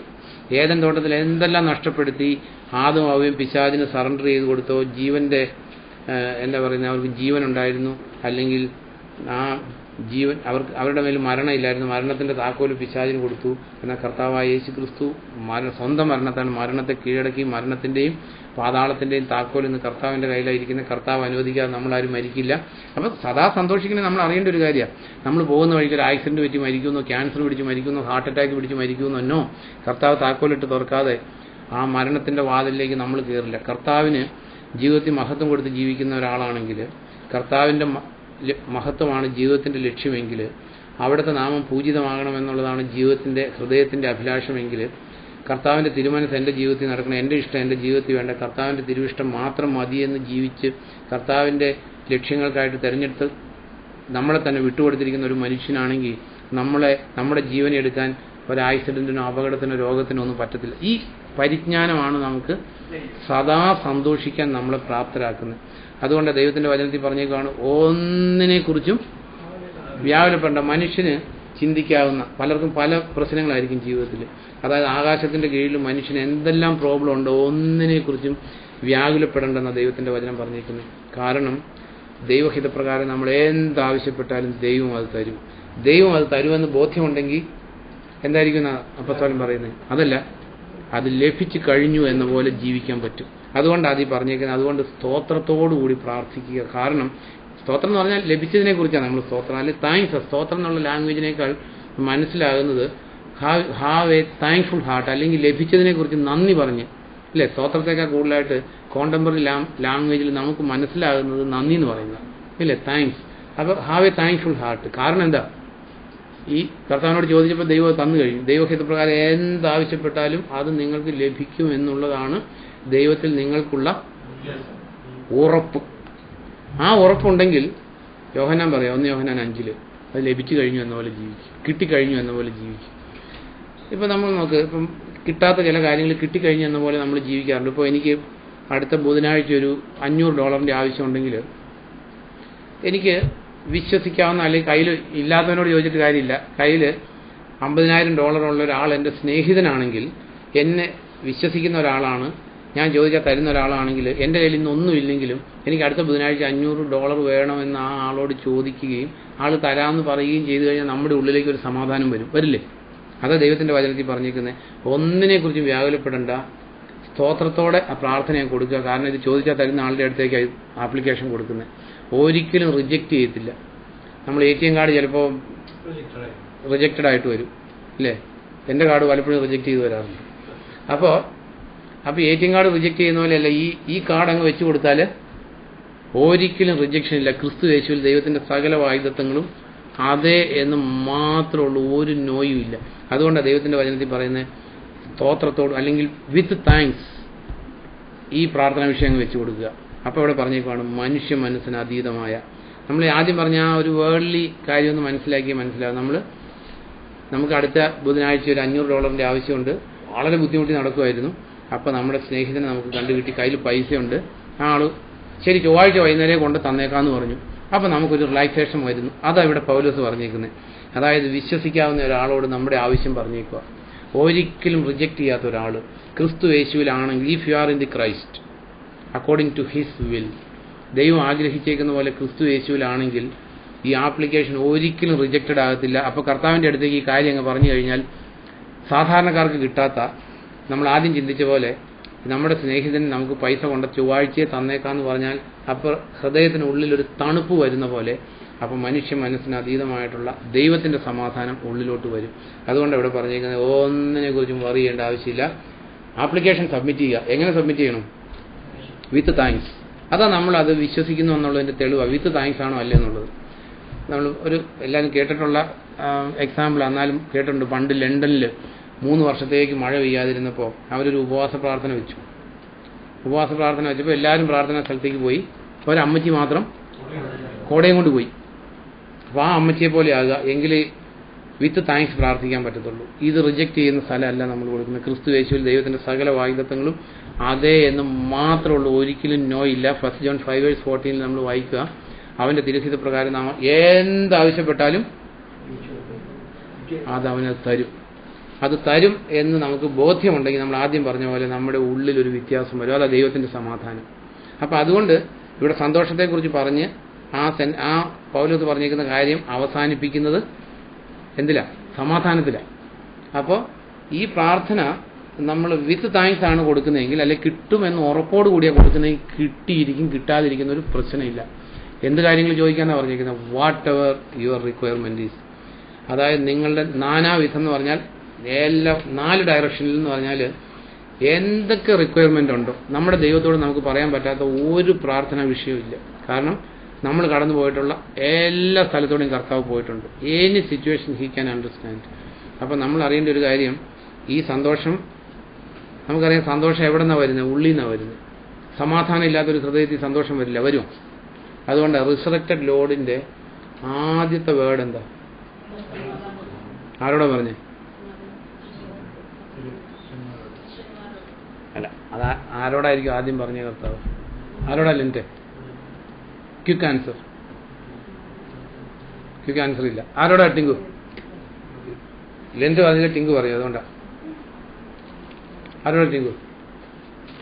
നിങ്ങൾക്ക് സമാധാനം എന്ന് ആദ്യം കർത്താവ് ആരോടാ പറഞ്ഞു? സമരക്കാരി പെണ്ണോടാ. ഡിസൈപ്പിൾ എന്നല്ല, ഇത് ഡിസൈപ്പിൾസിന്റെ അടുത്ത് കർത്താവ് പോയിട്ടുള്ളൂ റിസറക്റ്റഡ് ലോഡ്. അല്ലാതെ വേറെ ലോകക്കാരുടെ അടുത്ത് ലോകക്കാർ കണ്ടിട്ടില്ല. അവരെ സംബന്ധിച്ച് കർത്താവ് മരിച്ചു പോയിട്ട് 2000 വർഷം കഴിഞ്ഞു. അവര് മരിച്ചുപോയിന്ന് തന്നെ, യഹൂദരും മരിച്ചുപോയിന്ന് തന്നെ വിശ്വസിക്കുന്നത്. ആരോടാ കർത്താവ് സമാധാനം എന്ന് പറഞ്ഞു? സമാധാനം മീൻസ് കരയണ്ടെന്നുള്ളതാണ് പറഞ്ഞ്. നീ കരയണ്ടെന്ന്. അപ്പോൾ ഈ കരയാതിരിക്കുന്നതാണ് സമാധാനം, കരയാതിരിക്കുന്നതാണ് സന്തോഷം, അല്ലേ? നമ്മൾ പുറമെ കണ്ണീര് ഒഴിപ്പിച്ചില്ലെങ്കിലും പലപ്പോഴും കരയാറുണ്ട് മനുഷ്യൻ. ഇത് ആദ്യം മറിയത്തോടെ പറഞ്ഞെന്ന് പറയാൻ കാരണം കർത്താവ് ആദ്യം പ്രത്യക്ഷപ്പെട്ടത് മേരി മഗ്ദലിന് ആണല്ലോ. ആദ്യം പറഞ്ഞ ആളോട് പറഞ്ഞ് മേരി മഗ്ദലിനോട് കരയണ്ടെന്നാണ് പറഞ്ഞ്. But it is same as എന്താ? അതുകൊണ്ടാണ് പ്രത്യേകം ഒന്ന് ശ്രദ്ധിച്ചറിയാം. യു ടേക്ക് റോമ ലേഖനം എടുക്കണ്ട, ഫിലിപ്പ് ലേഖനം, കൊറിന്ത ലേഖനം, എഫേസ്യ ലേഖനം, കൊളോസ്യ ലേഖനം, ഇങ്ങനെ എല്ലാ ലേഖനങ്ങളിലും എന്താ എഴുതിയിരിക്കുന്നത്? കൃപയും സമാധാനവും. കാരണം അന്ന് കർത്താവ് പറഞ്ഞ കാര്യമാണ് മനുഷ്യൻ നഷ്ടപ്പെടുത്തിയത്. മനുഷ്യന് നമുക്ക് സ്വസ്ഥതയില്ലാത്ത മനസ്സിൽ നിന്ന് എല്ലാ ഈവിളും എല്ലാ രോഗങ്ങളും എല്ലാ പാപങ്ങളും വരുന്നു. പ്രശാന്തമായ മനസ്സ് ശരീരത്തിന് സൗഖ്യം തരുന്നു. നമുക്ക് ശരീരത്തിൽ എന്തെല്ലാം പ്രോബ്ലംസ് ഉണ്ടോ, അസിഡിറ്റി ഉണ്ടോ, മുട്ടുവേദനയുണ്ടോ, ഇതിൻ്റെ എല്ലാം ഒറിജിൻ സൈക്കോസൊമാറ്റിക് ആണ്, അല്ലെങ്കിൽ മനസ്സിൽ നിന്ന് രോഗങ്ങളുടെ ആരംഭം. അതുകൊണ്ടാണ് കർത്താവ് പറഞ്ഞ്, അതുകൊണ്ടാണ് കർത്താവിലോട്ട് വരുമ്പോൾ രോഗശാന്തി ഓട്ടോമാറ്റിക്കലി വരാൻ കാരണം ഉള്ളിൽ സമാധാനം ഉണ്ടാവും. ഈ സമാധാനം ഉണ്ടാകാതിരിക്കുന്നതിൻ്റെ കാരണം എന്താണെന്ന് വെച്ചാൽ നമ്മൾ കർത്താവിലേക്ക് പലപ്പോഴും വേണ്ട പോലെ ഇങ്ങോട്ട് വരുന്നില്ല. 2 വള്ളത്തെ കാല് വെച്ചേക്കുവാണ്. ഏലിയ അന്ന് ഇസ്രായേൽ അല്ല പ്രവാചകന്മാരുടെ അടുത്ത് പറഞ്ഞ പോലെ നിങ്ങൾ എത്ര കാലം 2 വഞ്ചിയിൽ കാല് വെച്ച് നിൽക്കും? ഒന്നുമില്ല ലോകത്തെ സ്നേഹിക്കുക, അല്ലെങ്കിൽ കർത്താവിനെ സ്നേഹിക്കാതിരിക്കുക. അല്ലെങ്കിൽ രണ്ടും കൂടെ 2 വഞ്ചിയിൽ കാല് വെച്ചേക്കുന്നതുകൊണ്ട് പലപ്പോഴും നമുക്ക് ദൈവത്തിന്റെ സമാധാനം വരാത്ത. അപ്പോൾ അപ്പോസ്തലന്മാരെല്ലാം പറഞ്ഞു, എല്ലാവരുടെ ഗ്രീറ്റിംഗ് ഇതാ, കൃപയും സമാധാനവും. ഈ സമാധാനം ഉള്ളിടത്തുനിന്ന് പൊട്ടിപ്പുറപ്പെടുന്ന സന്തോഷം. അപ്പോൾ നമ്മുടെ ജീവിതത്തിൽ നമ്മൾ അറിയേണ്ട ഒരു കാര്യം, നമുക്ക് എന്തെല്ലാം ദുഃഖങ്ങളുണ്ടെങ്കിലും കണ്ണീരുണ്ടെങ്കിലും എന്തെല്ലാം പ്രശ്നങ്ങളുണ്ടെങ്കിലും സ്റ്റോപ്പ് ഇറ്റ്. കാരണം കർത്താവ് മരിച്ചു. കർത്താവ് മരിച്ചത് നഷ്ടപ്പെട്ടതിനെ മടക്കി തരാനാണ്, അല്ലെങ്കിൽ പെർപ്ലക്സ്ഡ് ആയിട്ടുള്ള മൈൻഡിൽ സ്വസ്ഥത നൽകാൻ വേണ്ടിയിട്ടാണ്. പക്ഷെ പല ഈ സമാധാനം അനുഭവിക്കുന്ന വിശ്വാസികൾ എന്ന് പറയുന്നത് നോട്ട് ഈവൻ 1%. പക്ഷെ നമ്മൾ ആ കൂട്ടത്തിലാകരുത്. ദൈവമക്കൾക്കൊരു ശാബത്ത് വിശ്രമം ദൈവം ഒരുക്കിയിട്ടുണ്ട്. ദൈവം അധ്വാനത്തിൽ നിന്ന് വിരമിച്ചതുപോലെ നമ്മളും അധ്വാനത്തിൽ നിന്ന് വിരമിക്കേണ്ടവരാണ്. ഞാനും ദൈവവും കൂടെ താൻ പാതി ദൈവം പാതി ലോകത്തിന്റെ പ്രമാണമാണ്.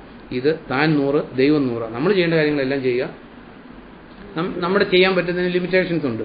ലാസറിനെ ഉയർപ്പിക്കാൻ ചെന്നപ്പോൾ കർത്താവ് പറഞ്ഞ ആ കല്ലറയുടെ വാതില് ശരി ഇങ്ങനെ എന്താ പറഞ്ഞ മാജിക്കാർ കാണിക്കുന്ന പോലെ കൈ ഇങ്ങനെ കാണിച്ചും കല്ലുരുട്ടി മാറ്റുമല്ല ഇത്.